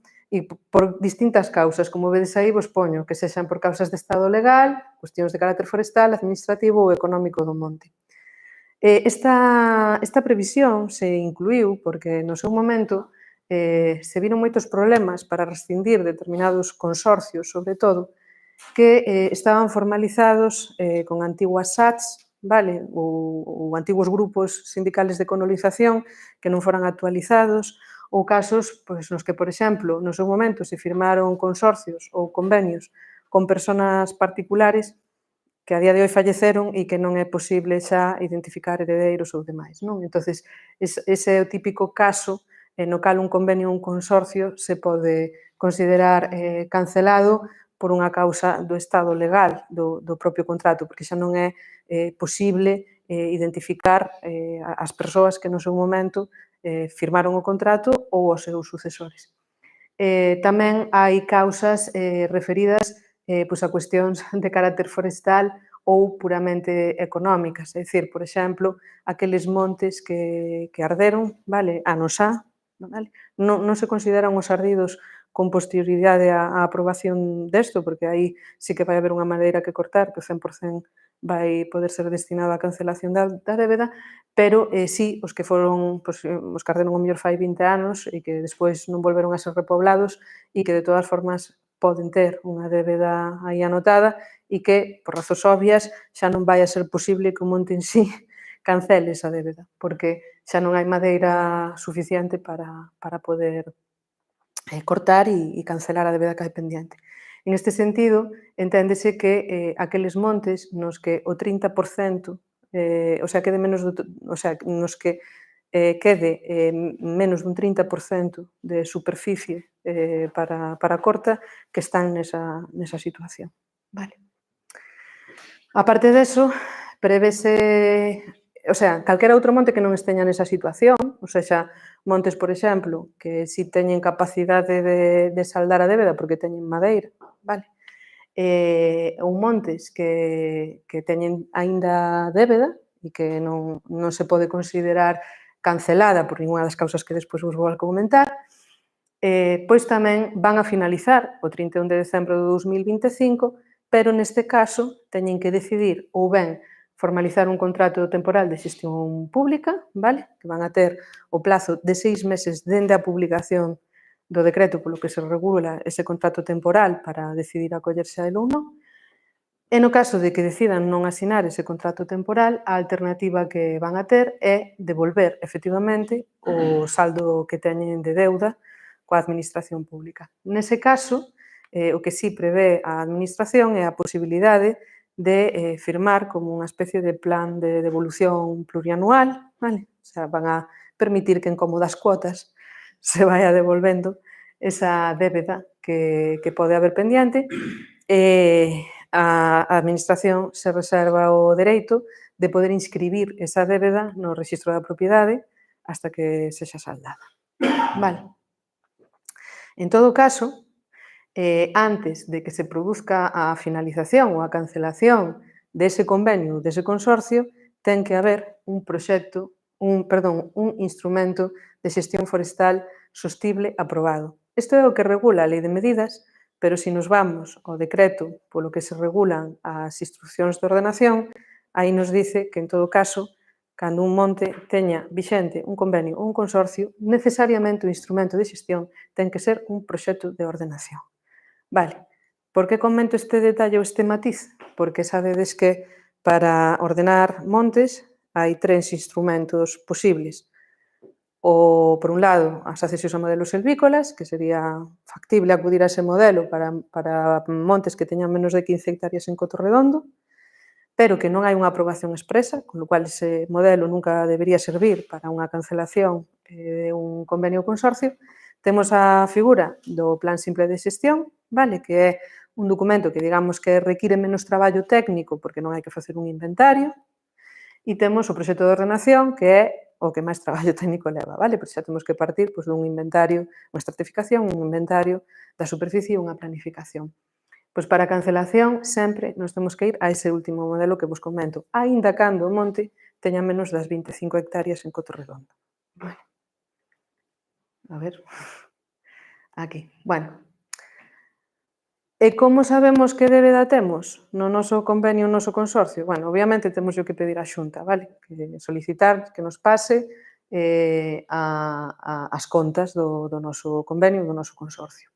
Pero hai unha serie de cuestións que debemos ter en conta e é que, para os efectos contables, nas débedas dos consorcios, non dos convenios, só no caso dos consorcios, que foron feitos pola Administración, serán condonadas as débedas polo importe que ascendida a devandita conta no momento de clasificación do monte veciñal en mancomún. É dicir, no caso de montes veciñales en mancomún que teñan consorcio, toda a débeda que estivera anotada, que sexa anterior á data de clasificación do monte, se entende automáticamente condonada.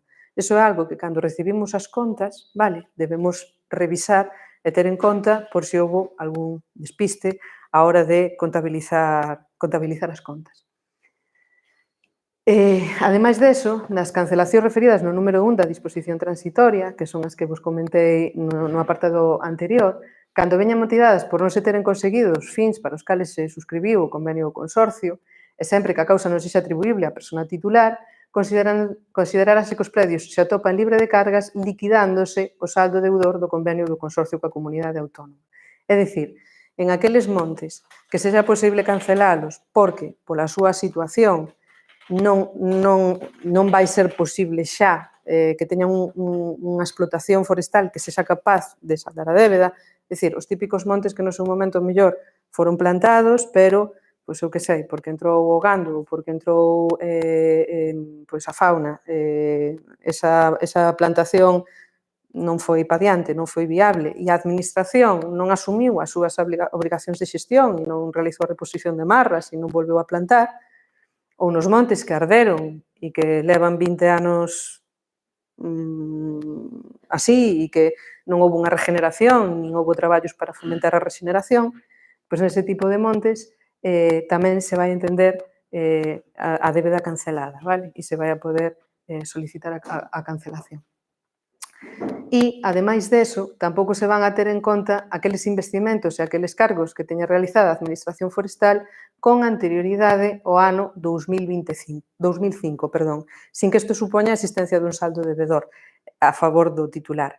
É dicir, todos os cargos e os investimentos que a Administración tuvera feito que foran anteriores ao ano 2005, vale, tampouco se van a considerar a efectos de débeda. Eso sí, cando se revisen as contas, se resulta, porque claro, pode ocurrir que se tuvera vendido madeira e con esa venta de madeira se tuvera cancelado débeda que era anterior ao ano 2005, eso non vai a generar un saldo positivo a favor do titular do monte. Non sei se me estou explicando. É dicir, ao mellor no ano 2010, poñamos por caso, se fixo unha corta de madeira, a Administración se quedou co 30%, ingresou 10.000 euros e eses 10.000 euros foron para pagar unha obra do ano 2000, vale, que costou 10.000 euros. Bueno, pois, o feito de que se eliminen da conta as débedas anteriores ao ano 2005 non quere dicir que os cartos que xa hai pagados, digamos, con cargo á venta de madeira, se poidan recuperar por parte do titular do monte.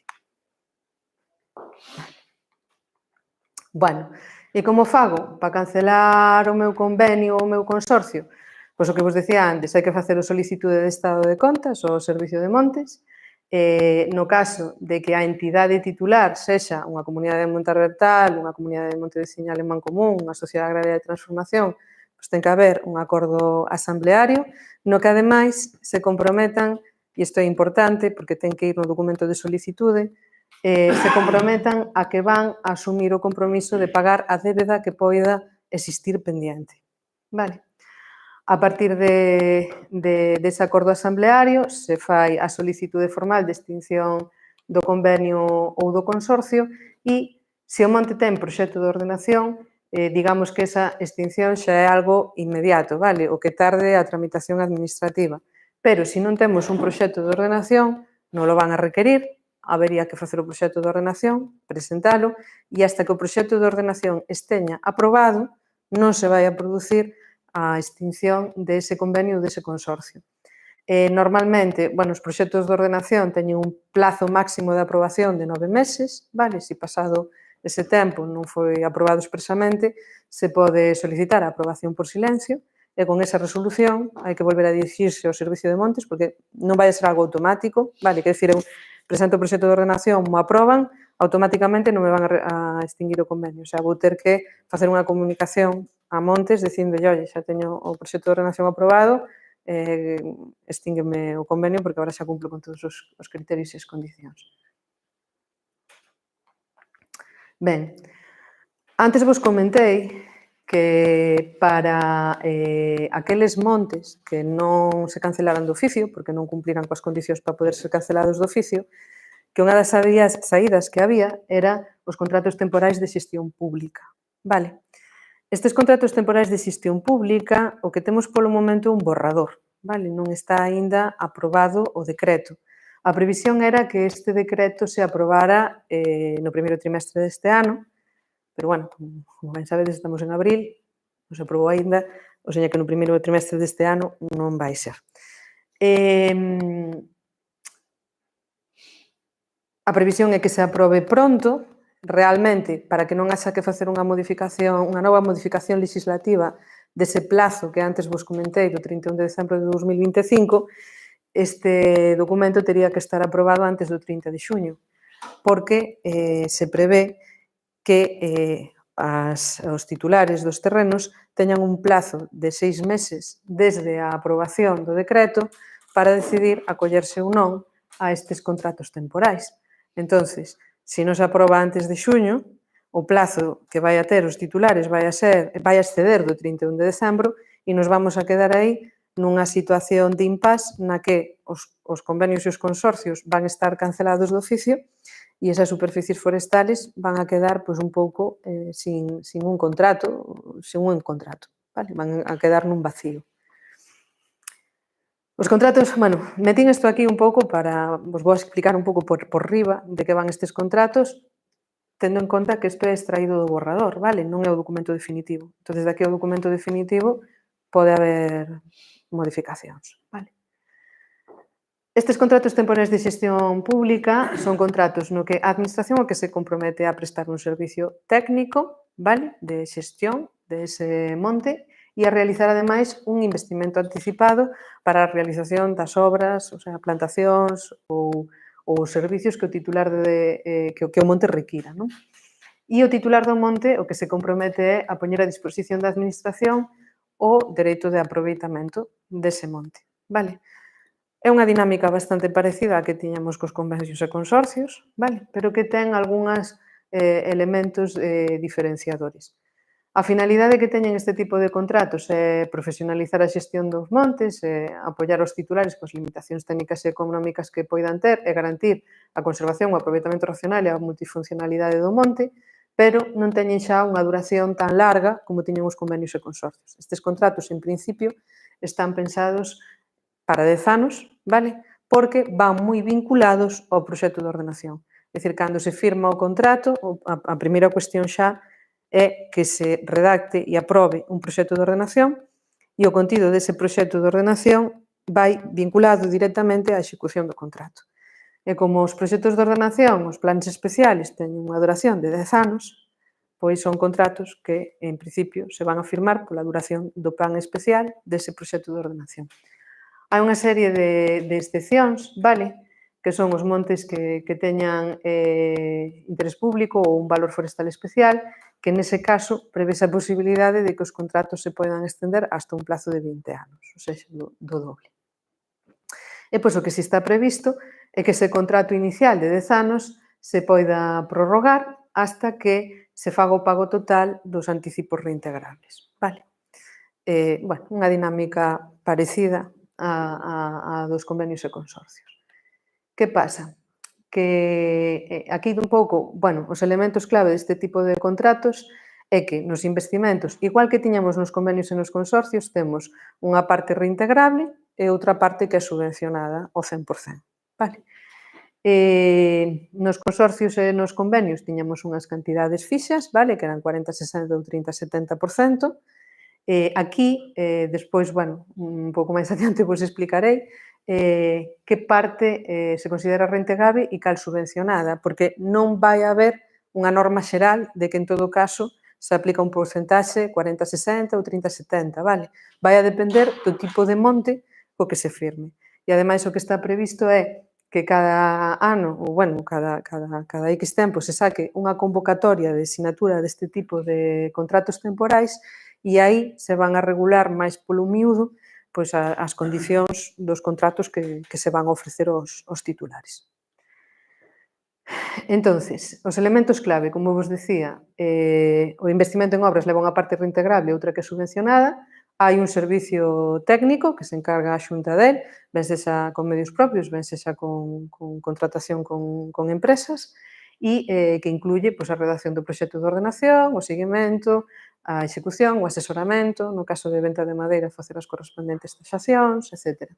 Ese servicio técnico non é gratuito. Vale, ese servicio técnico vai a levar aparellado cada ano o pago dunha taxa. Vale.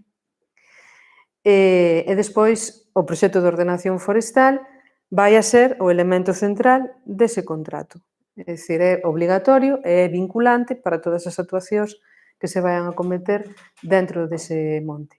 Os titulares que poden asinar este tipo de contratos son as comunidades de monte de Ciñán e Mancomún, por suposto, os titulares de montes privados sin capacidade de xestión, está un pouco pensado sobre todo para montes protectores, os montes con alto valor xenético ou incluídos en rexistros especiais e os montes con interés público ou que se atopan en unha situación de abandono e que poden ser de titulares privados, de comunidades de monte abertal, etc. Calquer titular.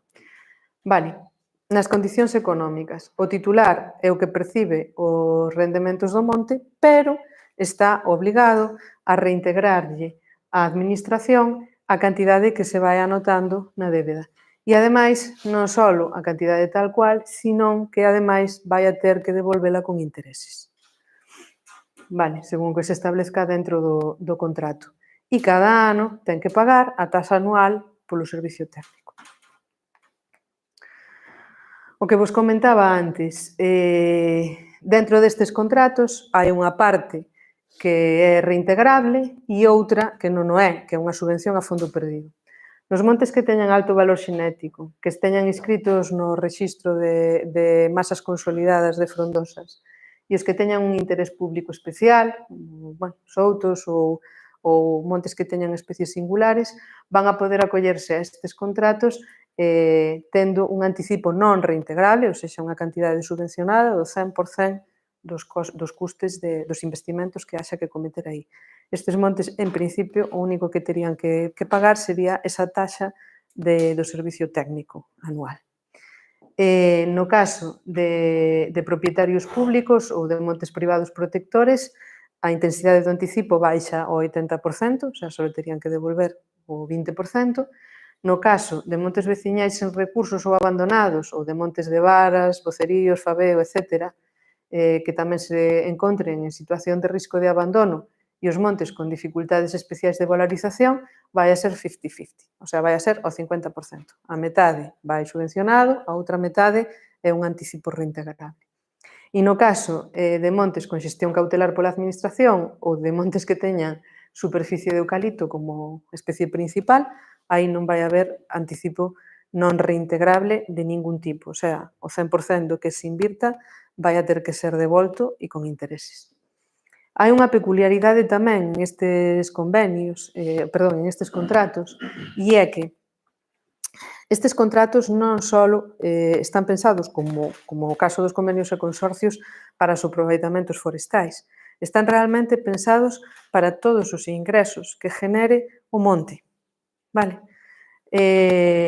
Entonces, incluso, se o monte actualmente ten firmado xa un contrato, por exemplo, para a colocación dunha antena, para un parque eólico, para unha canteira, un arrendamento de pastos, vale? Todos os ingresos que se perciban van á conta deste contrato e entran dentro dos ingresos totais do monte. Vale?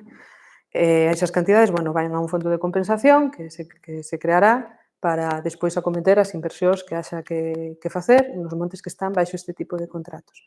Un detalle que é importante ter en conta é que establece un elemento bastante diferenciador respecto do que estábamos habituados cos convenios e consorcios. Igual que, se esas superficies, despois de firmar o contrato, pois hai posibilidade de algún tipo de acordo, vale? por exemplo, son superficies que chegado o momento poidan vender absorcións de CO2, ese contrato ten que ser autorizado expresamente pola Administración. E se non é autorizado expresamente pola Administración, pode ser declarado nulo. A Administración vai non poder declarar nulo. Isto é algo que sí que temos que ter moi presente se valoramos formalizar este tipo de contratos. Bueno, hasta aquí un pouco o tema de extinción de convenios e consorcios. Só quería comentarvos un tema máis, que non sei se creo que se dá algo nesta zona, e é que para a extinción de convenios e consorcios unha das problemáticas principales que se está dando son aqueles consorcios principalmente, pero tamén convenios, que están asinados con antigos grupos de colonización e con SATs ou con particulares. Vale? En ese tipo de situacións, hasta non fai moito tempo, era bastante complexo conseguir unha extinción porque nos pedían, ou era necesario, acreditar a sucesión respecto de todos os firmantes do contrato orixinal. E encima se daba a circunstancia de que moitas veces, cando estes grupos de colonización ou estas sociedades agrarias foron creadas, non foron creadas tendo en conta a propiedade real, sino que xuntaron os veciños que había ali e, máis ou menos firmaron, na maioría dos casos estableceron cuotas de participación idénticas para todos, e despois, se nos vamos á documentación, sobre todo en casos de montes de varas ou similares, pois vemos que nin as cuotas de participación eran idénticas e o mellor que incluso parte dos firmantes non eran realmente propietarios, coincidiu que pasaban por ali, eran veciños e, entonces, eso no seu momento deu lugar a bastante problemática.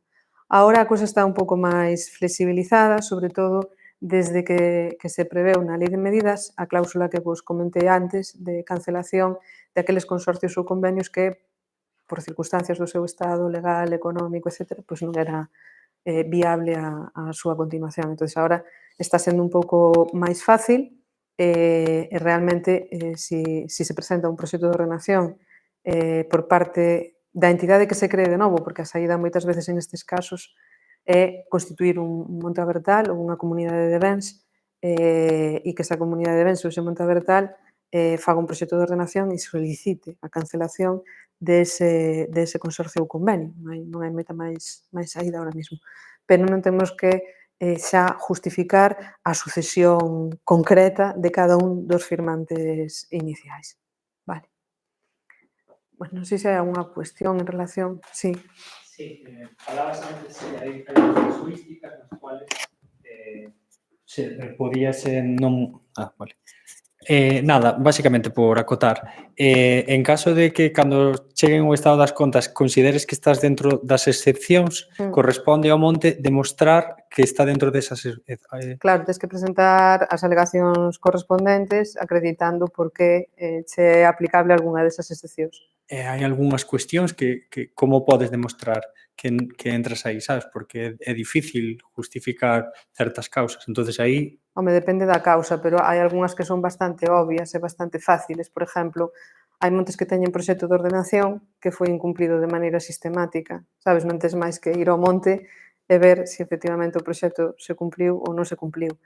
Por exemplo, que vos comentara antes, en caso de incendios que tiveron lugar fai 20 anos e que non houve unha rexeneración, pois non hai máis que ir ao monte, sabes o que che quero dicir? Ou por parte do servicio, ti como particular podes aportar un informe técnico onde xustifiques isto e o Servicio de Montes o que debe facer é pedir informe ao distrito para que lle corroboren se efectivamente esa circunstancia se produce ou non. E a partir de aí, pois, seguir a tramitación que corresponda, sabes? Ao mellor hai casuísticas máis complexas de xustificar, non? Pero en liñas xerais o problema do estado legal, por exemplo, a ver, hai consorcios, por exemplo, que están firmados por SATs que realmente nunca estuveron operativas, que non teñen NIF, que non teñen número de conta, que nunca fixeron ningunha comunicación obligatoria ao registro de SATs e que non están no registro de SATs. O sea, tú podes pedir unha certificación ao registro de SATs dicindo que che indiquen se efectivamente esa SAT se atopa ali inscrita ou non. E co certificado negativo do registro de SATs tú xa acreditas que aí hai un problema legal, porque a entidade que ten firmado o consorcio ou o convenio non existe en ningún registro público, non? depende moito da casuística, pero sí que hai formas de poder acreditar que non se dan as condicións para que ese convenio consorcio poida continuar ou poida ser cancelado por unha vía ordinaria. Vale. En caso de que non teñas proxecto de ordenación, tamén podes demostrar isto. Automáticamente aplicarías ese contrato, pero ti poderías justificar que entras nas excepcionalidades, porque sin proxecto de ordenación non podes demostrar. No, porque, a ver, é un pouco a pescadilla que se morde a cola, vale? O lóxico sería que todos os montes que están en convenio consorcio tuveran proxecto de ordenación, pero a realidade é que hai moitos que non o teñen. Que ocorre? Que para a cancelación é indispensable que o teñas. Entonces, claro, aquí entra o problema de que estas cancelacións están previstas para 31 de decembro deste ano e hai moitos montes que non van ter un proxecto de ordenación aprobado a 31 de decembro deste ano. Que non vai facer? Vai non facer a administración, van non facer os titulares, isto é algo que está un pouco no aire, sabes? Que non está resolto.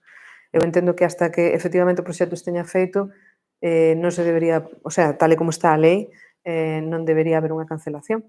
E entendo que a todos os montes que se encontren nesa circunstancia, a saída que lle vai a dar a administración é firmar o contrato que vos comentei antes, porque o contrato precisamente vai vinculado a confección nese mesmo momento dun proxecto de ordenación. Entón, eu entendo que a circunstancia que se vai a dar é que vai chegar 31 de decembro, montes que teñan convenio consorcio que non teñan proxecto, unha de dúas. O titular o fai e solicita a cancelación e xa o gestiona el, ou se vai a ese contrato, pero que non van a ter moitas máis posibilidades. E despois a última, claro, os contratos eses porcentajes, da igual que o monte estuvera descapitalizado porque houbera un incendio porque hai montes que lle pode pasar un incendio no 2023 e que polo período de cambio non teñan maneira de afrontar, entonces van entrar ao mellor a un 50-50 partindo da base de que todo vai ser deuda nos primeiros 10 anos. Aí que abógache a ter unha continuidade de outros 10 anos de outro proxecto de ordenación hasta que podas ir cancelando a deuda e despois valorar se te interesa manter ou non. Efectivamente, é que vai ser así, tal cual. Quero dicir, os porcentaxes de participación non se deciden en función do estado do monte, sino en función de quen, bueno, das características do monte sí, pero non da necesidade de inversión nel. Son en todo caso os que vos indiquei para as comunidades de monte veciñal, o que está previsto comunidades de monte veciñal o uso o 50%, e claro, que dicir, se non se chega a saldar a débeda, eu entendo que a alternativa tamén que vai haber, se queres cancelar o convenio, é que te acollas a un plan de devolución plurianual, se non queres continuar. Nun hipotético caso, as comunidades de montes desa situación poderían alegar que son montes protectores e esperar eses 10 anos. Efectivamente, sí. Pero eso xa é unha cuestión que teñen que prever no momento de formalización do contrato. Porque tú, cando firmes o contrato, xa se vai a definir nese momento que cantidade é anticipo reintegrable e que non. Sabes, non o podes alegar a posteriori. Eso xa ten que ir na firma do contrato. Sí. Bueno, continuo vos entonces cambiando completamente de tercio, vale? Isto non ten moito que ver. E un pouco máis aburrido, quizás, sobre todo a parte de fiscalidade, xa vos lo anticipo. Co réxime xurídico e fiscal dos montes a verdade. Sí. Perdón, porque temos unha pregunta do chat. Que en que porcentaxe do monte ten que haber en masas autóctonas do total de monte para a reducción? Para que reducción? Ten que estar masas, o sea, ten que estar inscrito no Rexistro de Masas Consolidadas de Frondosa. Sí, ten que estar inscrito no Rexistro de Masas Consolidadas de Frondosa, para que teña o 100%. Vale. Perdón, unha cuestión. Neses montes privados protectores, se o proxecto de ordenación colle mitad da superficie protectora e mitad productora, que se aplicarían 2 porcentajes? Bueno, valorando que non está aclarado, que non saliu a orden. Non saliu aínda o aprobado decreto. A ver, eu entendo que aí o lóxico será que consideren o monte na súa totalidade e que o valoren en función do que máis prime. Non sei se me explico. Se a maior parte da superficie protectora, o lóxico sería... Pero, bueno, isto tamén vai a depender das bases que vayan sacando despois para a formalización deses contratos cada ano. Vale. Sabes? Porque este é un decreto que regula a generalidade, pero despois hai moitos aspectos que van a ser aprobados nas convocatorias que vayan facendo cada ano. No, claro, a min a dúbida agora que me surdiu é que é o que, claro, eu sei que é un monte protector, pero digo, que entende a administración? Porque claro, se dices que un monte privado se pode declarar protector, pero terá que cumplir unhos requisitos. Sí, bueno, o que está definido na lei, Sí, sabes, para... a definición da lei. Claro, para Vale, monte entonces non protector. vale, claro. No, tú primeiro terías que instar a calificación como monte protector e unha vez que eso se tivera conseguido, non é dicir que tú cheques e digas, non, que é un monte protector. Claro, por eso digo que se non daba pé a que fuera moita picaresca. No. Ten que a administración recoñecelo como monte protector e despois é cando se podería formalizar o convenio, o contrato, perdón. Sí. Senón sería moi fácil.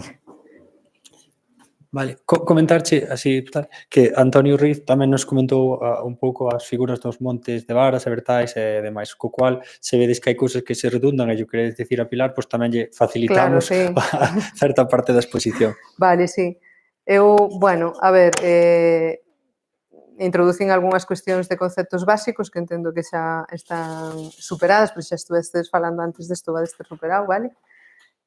Bueno, partimos de que son, pois eso, montes de titularidade privada sempre, no que cada un ten un porcentaxe sobre a titularidade, a totalidade da propiedade.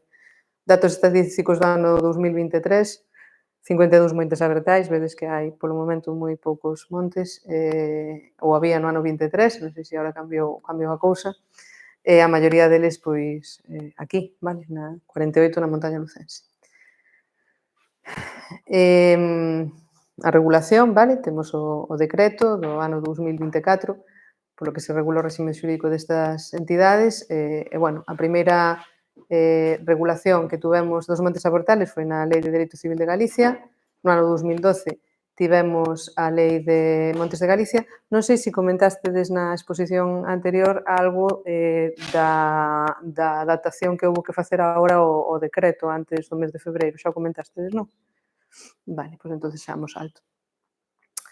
Bueno, eu aquí explicaba un pouco como hai que facer para constituir un monte abertal, pero entendo que isto tamén xa está superado. E non sei se falastes que era o que había que facer en Facenda, isto non. Vale, moi ben. Bueno, desde que nosotros, desde que antes de ter a inscripción definitiva, vale, no rexistro, o sea, en canto temos a reunión de constitución da entidade, podemos xa solicitar en Facenda un NIF provisional, vale? Que nos permita empezar a facer operacións, ter facturas xa a nombre da comunidade de Monte Abertal e ben. Unha vez que está inscrito, temos que volver a presentar un modelo censal 036, pero nesta ocasión para pedir xa o NIF definitivo da nosa entidade. E o plazo que vamos a ter é de un mes desde que está inscrito o Monte Abertal no rexistro de Montes Abertais. Nese mesmo modelo 036 temos que dar de alta a nosa actividade, vale? Que na maioría de casos imagino que será unha actividade forestal. E temos ademais tamén nese modelo 036 que comunicar a relación de todos os socios, comuneiros, partícipes, vale? E indicando ademais para cada un deles que porcentaxe de participación ten.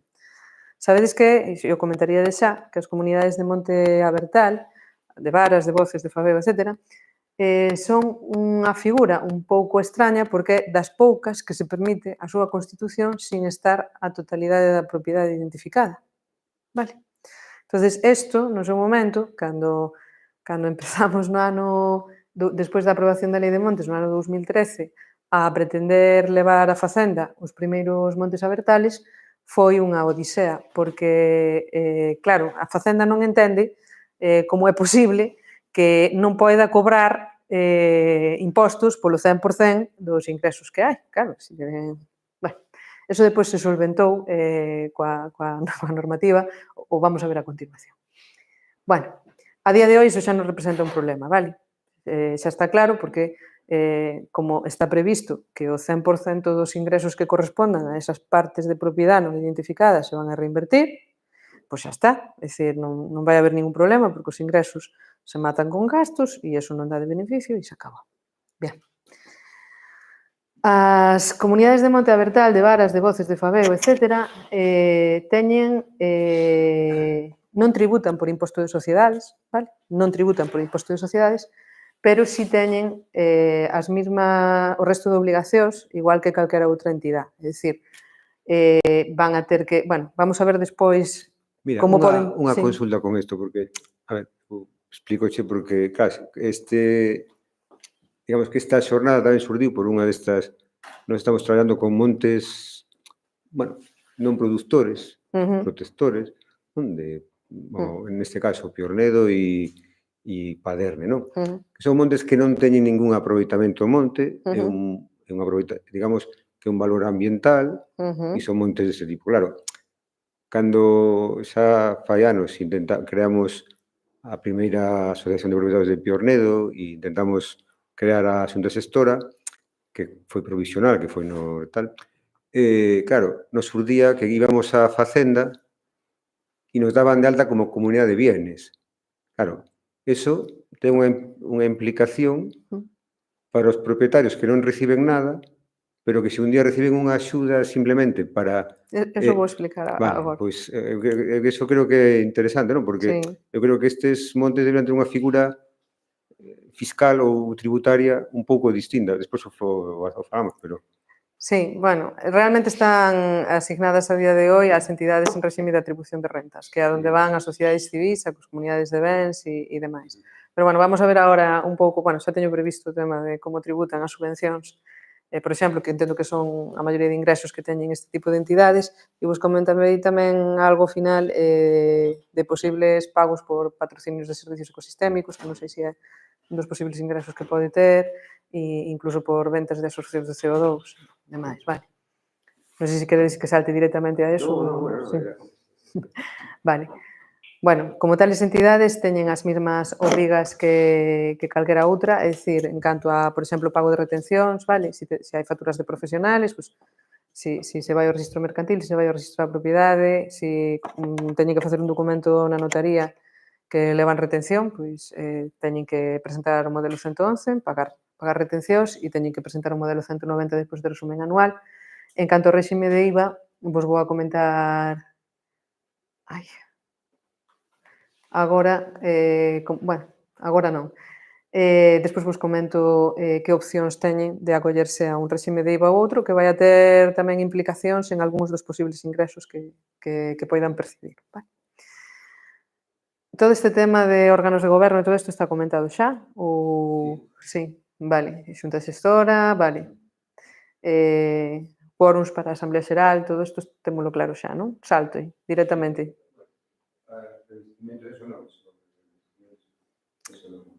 O dos reinvestimentos non o comentastedes. Bueno, as comunidades de Monte Abertal, bueno, dentro dos estatutos hai que fixar unha porcentaxe mínima de reserva para melloras e protección ambiental do monte, e dentro destes montes o 40% debe ser reinvertido, vale, no propio monte veciñal, salvo que as cantidades procedan de incendios, expropiacións, etc., que nese caso se incrementa o 100% do que se perciba. Vale. E aplica, ademais, a todos os aproveitamentos ou os ingresos que se señalen. Hai que telos en conta todos, non só os aproveitamentos de cortas ou tal, sino en xeral, arrendamento de pastos, todo o que se xenere. Vale. En canto ao réxime fiscal, como vos decía antes, os montes abertais son entidades que non teñen personalidade xurídica propia, entonces, como non teñen personalidade xurídica propia, pois en Facenda se incluyen no réxime fiscal correspondente a entidades en réxime de atribución de rentas. Que quere dicir isto? Que a comunidade de Monte Abertal como tal non vai a tributar polos seus beneficios, vale? Non se lle aplica o imposto de sociedades como se lle pode aplicar a unha comunidade monteveciña alemán común, vale? O cual, bueno, pode ter as súas partes negativas, pero tamén as súas positivas, vale? Porque nos aforramos o pago do 25% do tipo impositivo que ten o imposto de sociedades, vale? Entonces, o feito de que sexan en réxime de atribución de rentas, o que quere dicir é que de todos os beneficios que lle quedan á comunidade de Monteveciñal, se van a integrar na declaración da renta de cada un dos partícipes desta entidade. Vale? Ou seja, teríamos que, en contabilidade, coller todos os ingresos que ten esa comunidade, se hai subvencións, pois as subvencións, se hai venta de madeira, a venta de madeira, se hai arrendamento de pastos, o arrendamento de pastos, se hai un pago por servicios ecosistémicos, o pago, e lle temos que descontar os gastos todos que teñamos. E a diferencia a temos que levar á declaración da renta de cada un dos partícipes desa entidade. Entonces, isto como vai afectar na declaración da renta? Pois depende, vale? Depende do resto de ingresos que teña esa persona na súa declaración da renda persoal. Vale? Hai xente que non lle vai afectar prácticamente e hai outra pois que sí, porque ao mellor o declarar ese ingreso que ten cambia de tramo, vale? E xa implica que suba o tipo impositivo que ten que pagar en renta. Entonces, estas rentas, o socio, o comuneiro ou partícipe vai a declaralas como se foran percibidas directamente por el, aínda que non as teña na súa conta bancaria. Vale? Isto é algo importante porque se dá esta problemática moitas veces nas comunidades, que a comunidade recibe un diñeiro, queda na conta desa comunidade, pero cando o partícipe vai a facer a súa declaración da renta, nos seus datos fiscais aparecelle que ten unha cantidade aí como partícipe desa comunidade. Entón xa automáticamente chama a quen xestiona a comunidade e dice, oye, que eu non cobrei nada. É que non o declaras porque o cobraras, decláralo porque si o cobrou a comunidade, si foi un beneficio da comunidade, que non está ingresado o partícipe, pero que está aí e que o tes que declarar. Vale. As rentas atribuídas teñen a mesma calificación para o partícipe que o terían para a entidade se as declarara a entidade. Con isto que quero decir? Por exemplo, se eu vendo madeira, vale? Para as ventas de madeira, en función de se estás en estimación directa ou obxectiva, que veremos despois, tú tributas dunha maneira ou doutra na túa declaración personal, vale? Pois tú vas a ter que declarar ese ingreso de madeira como se directamente o tuveras recibido ti. Vale? O caso, por exemplo, das subvencións, a ver, se son subvencións finalistas que van con cargo a unha factura e a un gasto, non vas a ter que declarar nada, porque tú tes o ingreso, tes o gasto, se contabiliza no mesmo momento, no mesmo exercicio fiscal, e non vai arroxar ninguna clase de beneficio, con lo cual non o vas a ter que levar a... O sea, vas a ter que facer... vai a ter que declarar o recibido á comunidade, pero non vai a reflexarse na declaración da renta de cada un dos partícipes. Pero outro tipo de subvencións, como, por exemplo, as subvencións que saíron... Bueno, que me estou anticipando, porque... A de servicios ecosistémicos, por exemplo, vale, que son unhas subvencións para certificación de servicios ecosistémicos, realmente aí non vai haber unha factura imputable ao importe total da subvención, vale? Entonces, ou ben a comunidade ten gastos por valor equivalente de tal forma que non queden beneficios, ou senón, eses ingresos, efectivamente, si van a ir á declaración da renta de cada un dos partícipes. Vale, se computaría como un ingreso extraordinario. Vale. Bueno, o único que ten que presentar de excepcional as entidades en réxime de atribución de rentas e entre elas as comunidades de Monte Abertal todos os anos no mes de xaneiro é o modelo 184, que é unha declaración informativa donde a comunidade ten que declarar todos os ingresos que percibiu na súa actividade económica e todos os gastos que tivo e que tipo de ingresos foron. Vale? Sempre e cando superen os 3.000 euros. Vale? Entonces, esta comunicación anual que se fai no mes de xaneiro do modelo 184, ademais, leva xa unha distribución do que corresponde a cada partícipe. E isto é o que despois se integra directamente nos datos fiscais do borrador da declaración da renta de cada partícipe. E iso é polo que vai a tributar. Bueno, isto é un salto. Ben. Como se calcula a renta que corresponde a cada partícipe? Bueno, pois se calcula con as reglas normas do imposto, previstas para cada tipo de rendemento. É dicir, rendementos de capital mobiliario vai ser raro que os haxa, vale? Porque non creo que haxa moitas comunidades de Monte Abertal que teñan invertido en letras do tesouro ou tal, vale? Pero, por exemplo, por capital inmobiliario, vale? Pois imaginadevos unha comunidade de Monte Abertal que ten unha superficie arrendada para pastos, vale? Bueno, pois esa actividade económica vai a ter que declarar o partícipe na súa declaración de renda persoal pola proporción que lle corresponde, como se ese arrendamento tuvera feito el directamente. Actividades económicas, pois eu que sei, venda de madeira, pois, bueno, para venda de madeira hai unhas excepcionalidades que vos vou indicar despois, pero, bueno, o tería que declarar exactamente igual que se o fixera el personalmente.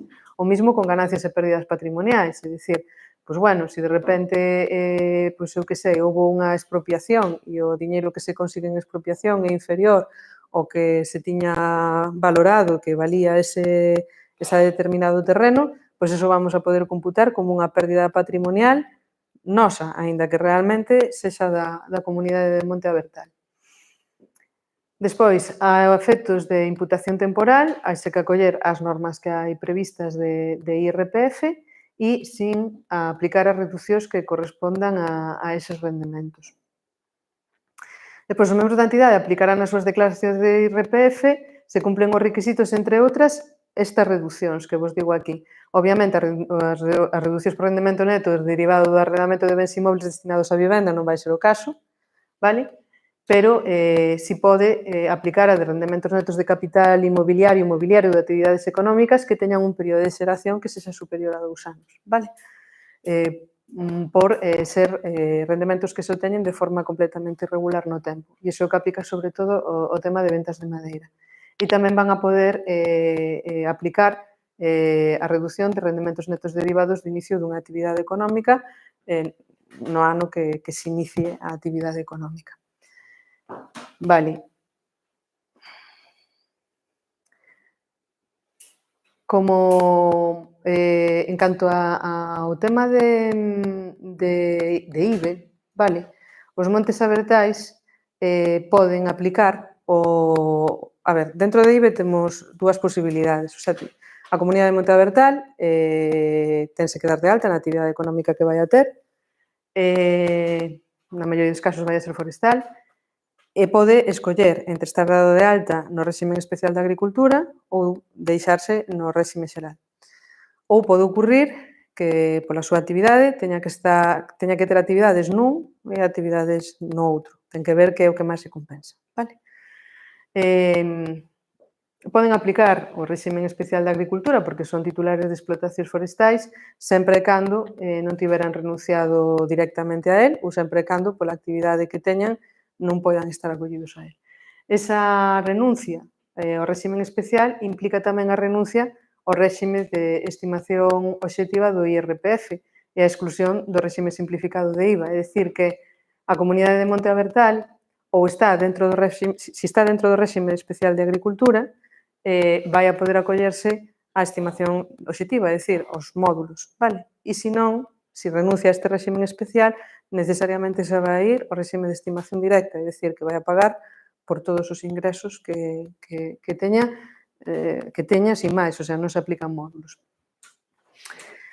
Que características ten o réxime especial da agricultura? Pois é que tú, cando estás dentro dese réxime especial, tú non tes dereito a deducirte o IVA das facturas que a ti che emiten, pero tú nos servicios que prestas tampouco, o sea, non fas factura tú, vale? Vanche facer factura ás entidades que contraten contigo. E che van a aplicar nesas facturas o que se coñece como a compensación de IVA, que é un 12% sobre a base impoñible que teña esa determinada factura. Cantidade que é para ti, ou seja, tú non vas a ter que ingresar nas arcas de Facenda, vale?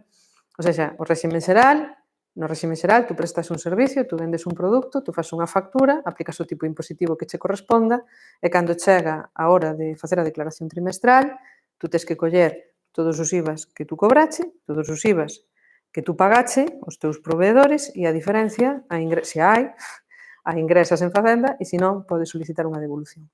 No réxime especial de Agricultura, Ganderías, Pesca non ocorre isto, vale? tú non te deduces nada e no momento en que vendes ou prestas servicios, tú recibes unha compensación polo feito de que non te puideras deducir o IVA, que ascende a ese 12%. Aquí entra unha cousa curiosa, porque isto é moi obvio e moi claro para o tema da venta de madeira, pero, por exemplo, na venta das opcións de CO2, que hai montes que poden ser susceptibles de cobrar este tipo de cantidades, a legislación galega os equipara a un aproveitamento. Entonces, como tal aproveitamento, o lóxico sería que puideran entrar dentro deste réxime. Pero xa fai uns cuantos meses que temos dirixido unha consulta vinculante á Facenda e non nos dan dado resposta. Vale? Porque, ademais, a aplicación desto vai a ser complicada, porque nas ventas de madeira, as empresas coas que vamos a contratar están xa habituadas á aplicación deste réxime. Habitualmente, eles son os que emiten a factura coa compensación de IVA. Pero unha venta de absorción de CO2 se vai a facer posiblemente a unha gran compañía que non teña absolutamente nada que ver co réxime especial, incluso moitas veces nin sepa de que vai. E posiblemente o que faga sexa pedirnos que fagamos nós a factura. Vale? Entonces, está aínda un pouco por ver como isto, chegado un momento, se vai a materializar. Hai algunhas entidades, de todas formas, que son aquelas que teñan ventas ou actividades que superen os 250.000 euros anuais, que non van a poder estar acollidas a este réxime especial. Vale. Pero as demais sí que poderían estalo e é un réxime moito máis simplificado. Non hai que presentar declaracións trimestrais e non temos nosotros nin siquiera que facturar. No caso de que a entidade faga operacións distintas das forestais, entonces aí sí que en todo caso se vai a ter que ir ao réxime xeral de IVA. Por exemplo, unha comunidade de montes que, por exemplo, o tema de servicios ecosistémicos, vale, tampouco está claro, o sea, non está definido aínda como un servicio propiamente forestal. Entonces, chegado o momento, este tipo de actividades, mentras que dende Facenda non teñamos tampouco unha consulta vinculante que aclare como temos que tributar isto, posiblemente nos teñamos que ir a un réxime xeral de IVA. Vale, a declaración de partícipes. Antes vos decía que todos os ingresos que recibe a comunidade é como se os recibira directamente cada partícipe. Pero non todos os partícipes van a tributar da mesma maneira, por esas cantidades que teñan aí. Aqueles partícipes que señan empresarios profesionais ou que teñan calquera outra actividade económica, por exemplo, que arrenden inmobles, etc., van a ter que ir a tributar polo réxime de estimación directa. E aqueles outros que sexan agricultores, gandeiros, persoal asalariado, funcionarios, xubilados, etc., van a ir polo réxime de estimación obxectiva. Entonces, a Administración Xeral Tributaria estableceu a efectos de venda de madeira, que, bueno, ainda que nos montes protectores o mellor isto non é moi frecuente, o mellor algunha venda de madeira pode chegar a ter, estableceu estes índices correctores, vale? Entonces, para poder aplicar estes índices correctores, nos temos que asegurar, primeiro, de que, cando vaimos a facer a nosa declaración da renta, e decidamos aplicar algúns destes índices, que vedes que dependen se as especies arbóreas teñen un período de corta superior a 30 anos ou teñen un período de corta igual ou inferior a 30 anos. E depende, ademais, da especie, vale? Ou seja, a día de hoy xa está definido que especies arbóreas se entende que teñen un período medio de corta superior a 30 anos, que son esas que vedes aí, castaño, o abedul, fresno, arce, cerezo, aliso, bueno, todos os de turnos longos, ou se son especies arbóreas con período medio de corta igual ou inferior a 30 anos, onde está o eucalipto, o chopo, o radiata e o insigne. Entonces, cando nosotros vamos a facer a declaración, temos que ter en conta que o permiso de corta se tuvera presentado correctamente e que nosotros apliquemos o coeficiente reductor que coincida coa especie que está declarada no permiso. Porque hai moita xente que por pagar menos, vale, directamente se vai ao coeficiente do 0,13. E despois resulta que no permiso de corta pon que cortou pino radiata. E depois, cando che fai o requerimento Facenda, que che require moitas veces que presentes a factura e o permiso de corta, pois xa salta que o coeficiente que aplicache non era o axeitado, non? É recomendable sempre tamén que se realice unha declaración censal de alta en esa actividade económica por parte do partícipe, vale? Non só por parte da Comunidade de Monte Abertal, sino por parte do partícipe, e para obter o rendemento neto que se poderá reducir, multiplicaránse os ingresos totales por o índice correspondente, é dicir, 30% do período de xeración superior a 2 anos, 20% no caso de xestionar un monte segundo establecido nun instrumento de ordenación, bueno, sempre cando o turno das masas supera os 20 anos, etc. Non? Hai que ver que índice é o que correspondería. Aquí vos poño un exemplo práctico de estimación obxectiva e de estimación directa, vale? Nosotros vendemos unha superficie de pino pinaster, vale? Entonces, se eu son unha persoa que ten unha actividade empresarial, me vou a ir aquí, a estimación obxectiva, e vou a tributar según esas cantidades, é dicir, eu a venta de pino eran 1.500 toneladas, a 38 euros tonelada, vale? Se me vai a aplicar a compensación do IBE do 12%, se me vai a facer a retención do IRPF e vou ter un ingreso total de 63.840 euros. O rendemento neto previo, que é o 13% do ingreso total, 8.299, reducción por renta irregular teño o 30%, 2.489,76, e para min a base xeral de imposto son 5.809,44 euros. E por isto vou a ter que tributar na miña declaración da renta. Vale? O sea, que decir, ainda que isto teña percibido a Comunidade de Monte Abertal. Vale? Esa é a parte que me tocaría a mí. Mentres que unha persoa perdón, expliqueivolo ao revés. Perdón. Isto é para o caso de un xubilado, un asalariado, etcétera, etcétera. Vale? Porque neste caso sí que poden aplicar o 13% do ingreso total, o coeficiente reductor que vos expliquei antes, vale? E no caso do empresario ou profesional, esa aplicación do rendemento neto previo non ten a posibilidade, vale, de aplicalo. Entonces vai a tributar pola cantidade total, vale? Entonces, nun caso, a base xeral de imposto son 5.809,44 e noutro caso, a base xeral de imposto 31.500 euros.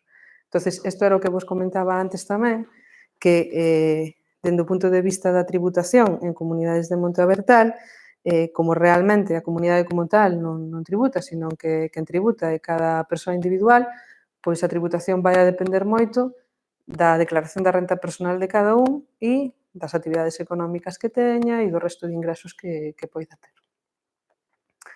Vale.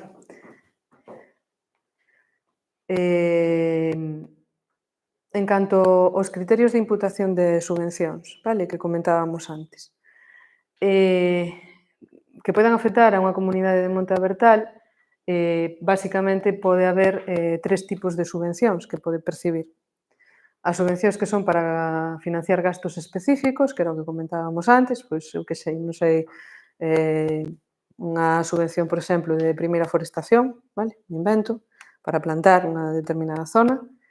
Esa subvención vámola a solicitar, vai a haber concedida.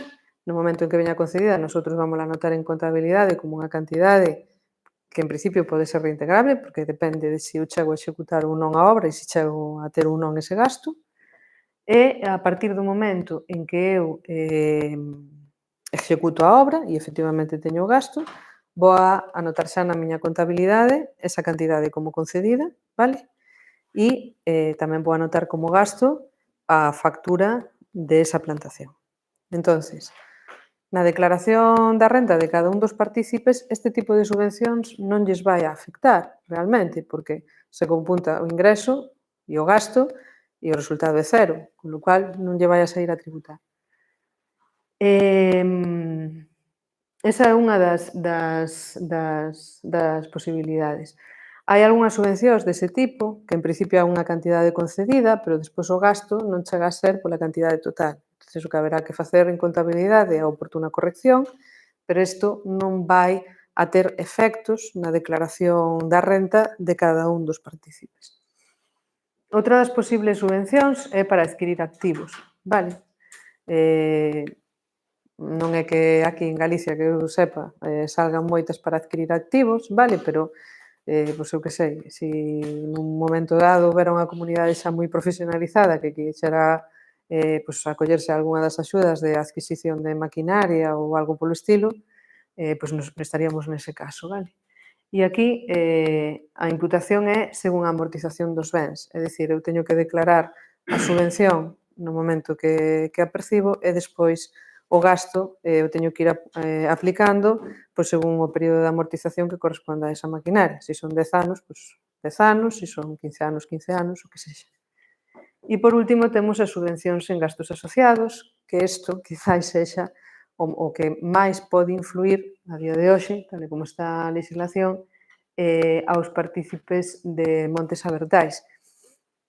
E volvendo ao exemplo que puxemos antes, por exemplo, a subvención para a certificación de servicios ecosistémicos, que é unha subvención que a ti che dan 15.000 euros distribuído nun período temporal de 5 anos, 3.000 euros cada ano, pero que non vai vinculado a un gasto efectivo. Vale, tú tes que efectivamente certificar, posiblemente o primeiro ano teñas un coste por esa certificación e en anos sucesivos podes ter tamén algún coste polos traballos de seguimento e mantemento do certificado, pero que non van a chegar a ese tope dos 3.000 euros, pois o que vai a ocurrir é que se a comunidade non ten outro tipo de gasto e ese diñeiro queda aí como un beneficio, pois esas cantidades van a ir a declaración da renta de cada un dos partícipes dese monte veciñal. Dese monte abertal. A día de hoy non hai unha previsión legal diferente, vale?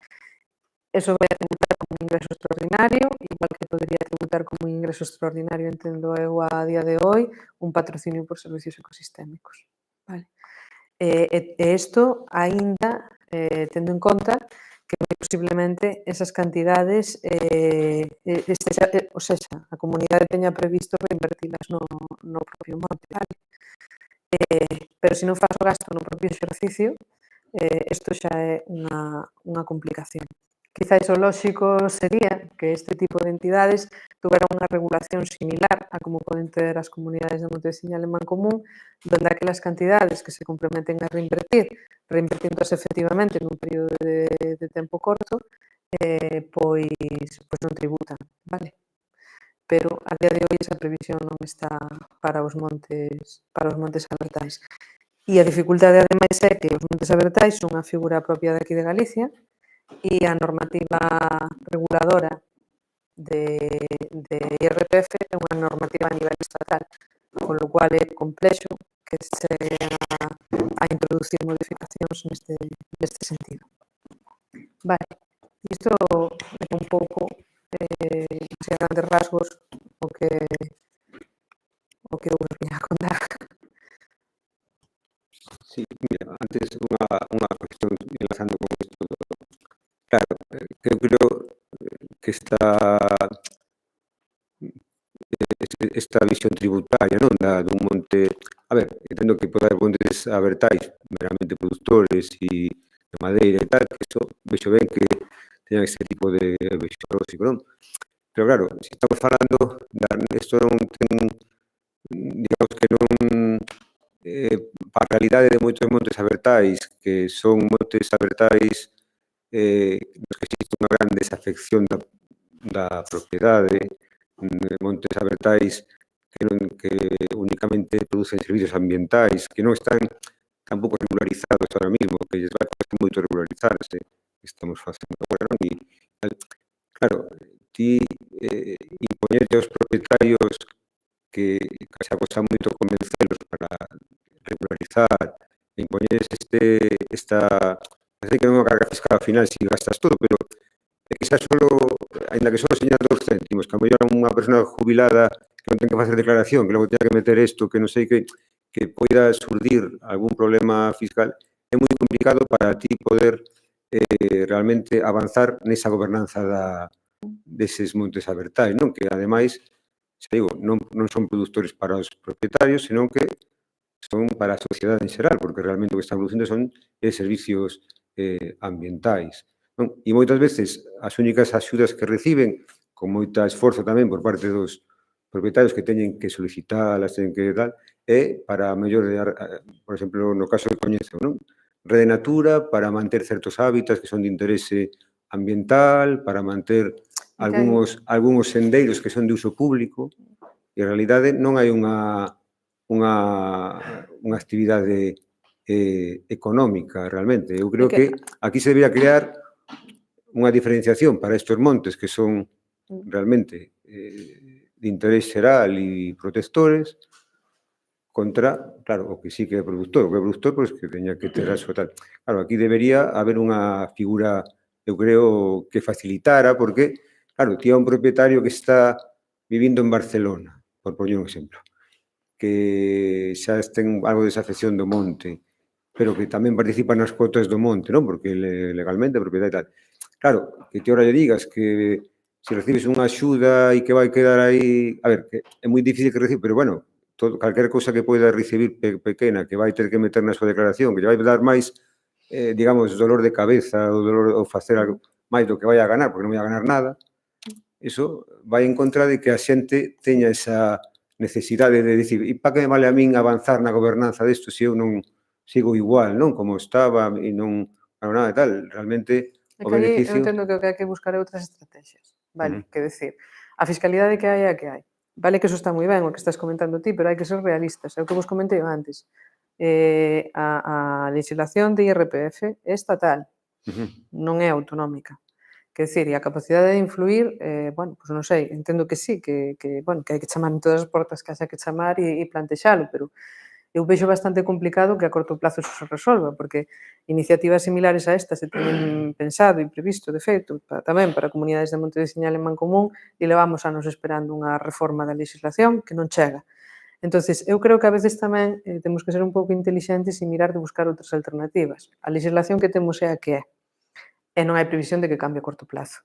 Entón, ao mellor, o que temos é que pensar, por exemplo, en efectivamente diseñar xa plans nos cales se gaste dentro do propio exercicio todo o ingreso que se teña para que non acabe afectando na declaración de renta de cada un dos partícipes por unha parte ou por outra parte firmar convenios, ou mellor, ou acordos con outro tipo de entidades para que sexan esas outras entidades as que perciban os ingresos e a que xestionen as súas inversións dentro desa determinada superficie.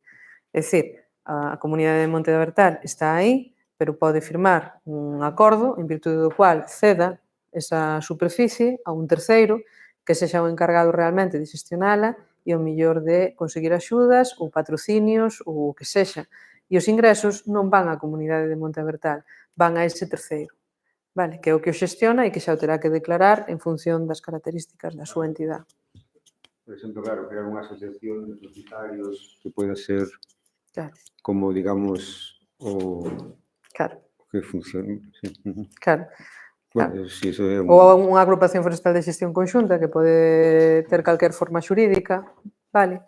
E que te vayas, pois eso, a unha forma estilo asociación, sin ánimo de lucro, e que o xestiones a través desa entidade. Si ti queres, por exemplo, ahora recibir, imagínate, estos montes que non te dan, acabas ahora de escribirte no registro, non tes plan de ordenación, non queres te poñer o día, claro, o plan de ordenación costa diñeiro, entonces vou a pedir axuda de ordenación, xa non a pode pedir unha entidade, ten que pedir a propia... Sí, pero bueno, en ese tipo de axudas, por exemplo, xa se vai a matar o ingreso co gasto. Son finalistas, non che vai, claro, son finalistas. Xa non che vai a influir na declaración. O problema principal, é dicir, a inmensa maioría de axudas son finalistas. A inmensa maioría. Entonces, esas xa non lle van a influir na declaración da renda a cada un dos partícipes, porque tú vas a ter no mismo exercicio o ingreso e o gasto.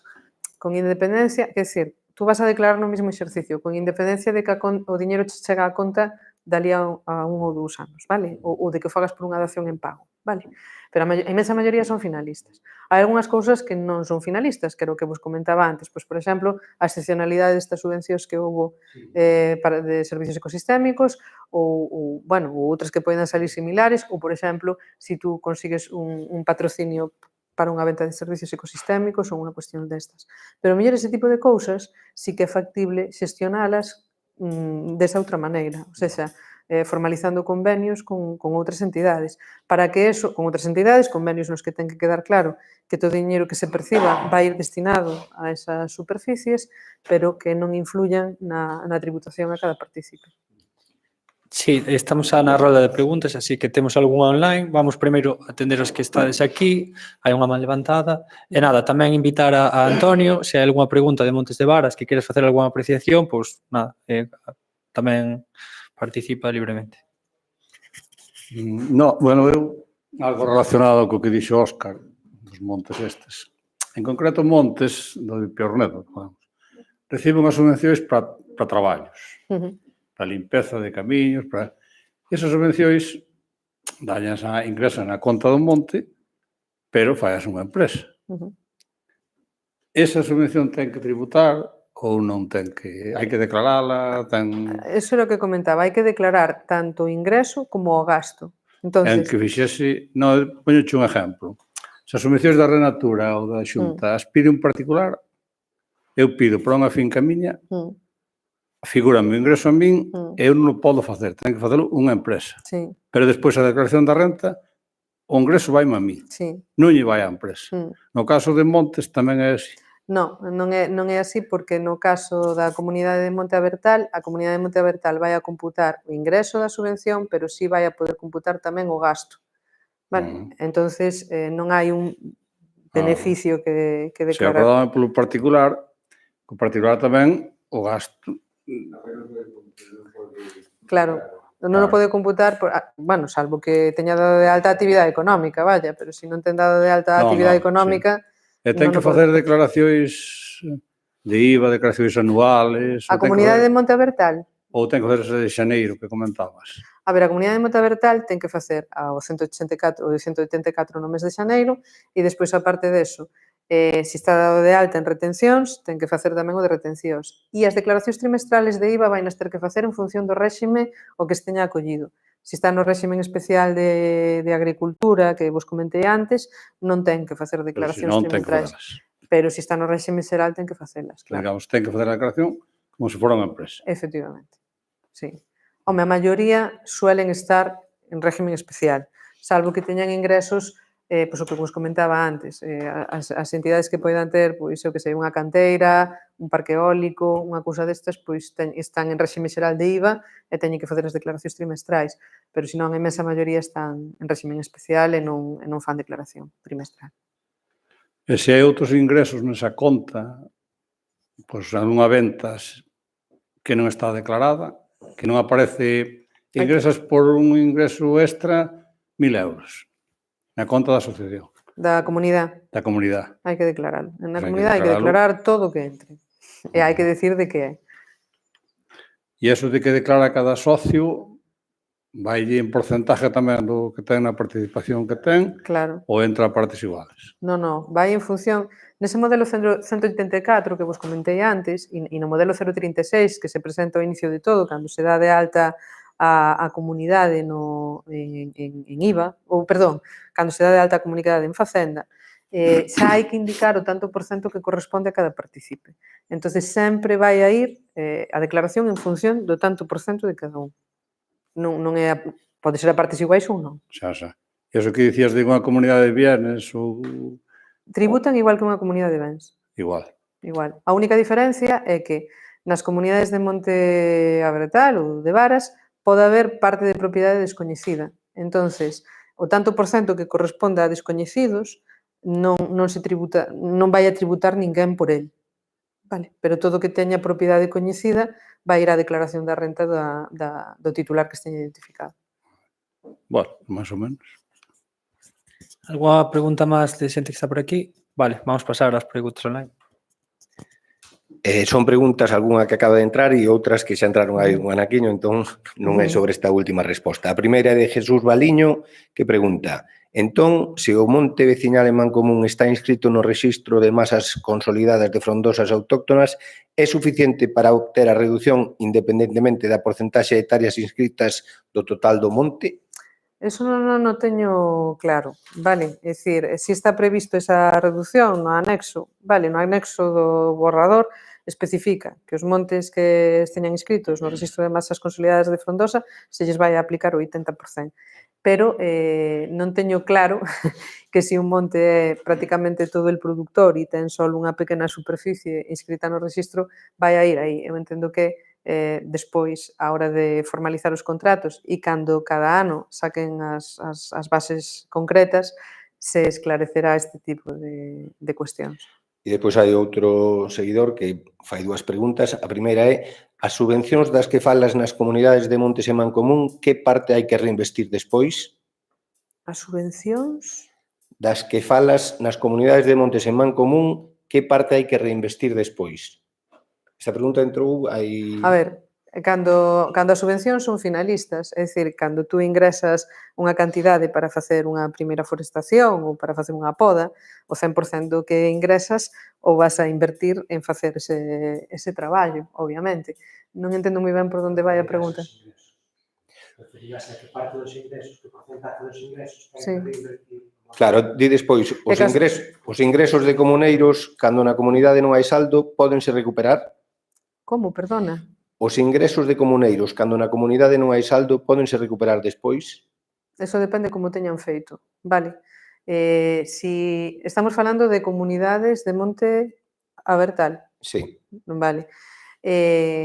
No, veciñal. Veciñal, vale. Eso depende de como se teña feito, vale. Depende de si esa cantidade se preveu como unha aportación sin máis á comunidade ou si se preveu como un préstamo á comunidade. No caso de que fora un préstamo, efectivamente, cando haxa ingresos se van a poder devolver. No caso de que se prevera como unha aportación, pois non se van a poder devolver. O problema desto é que moitas veces esas aportacións, no momento que se acordaron, non se deixou claro. Di subvención de plantación, por exemplo. Vale, a subvención de plantación. Tú recibes a subvención de plantación, realmente vas a gastar o 100% nese ano na subvención.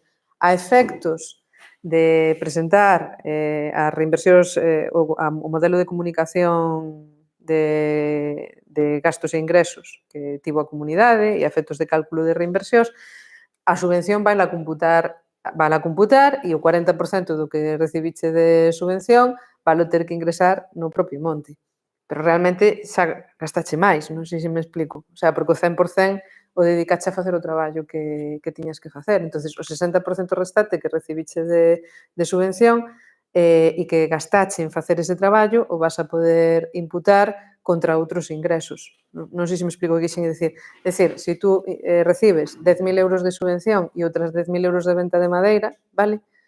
As cantidades que vas a ter que reinvertir ben no propio exercicio, ben nos 4 seguintes, é o 40% desa cantidade.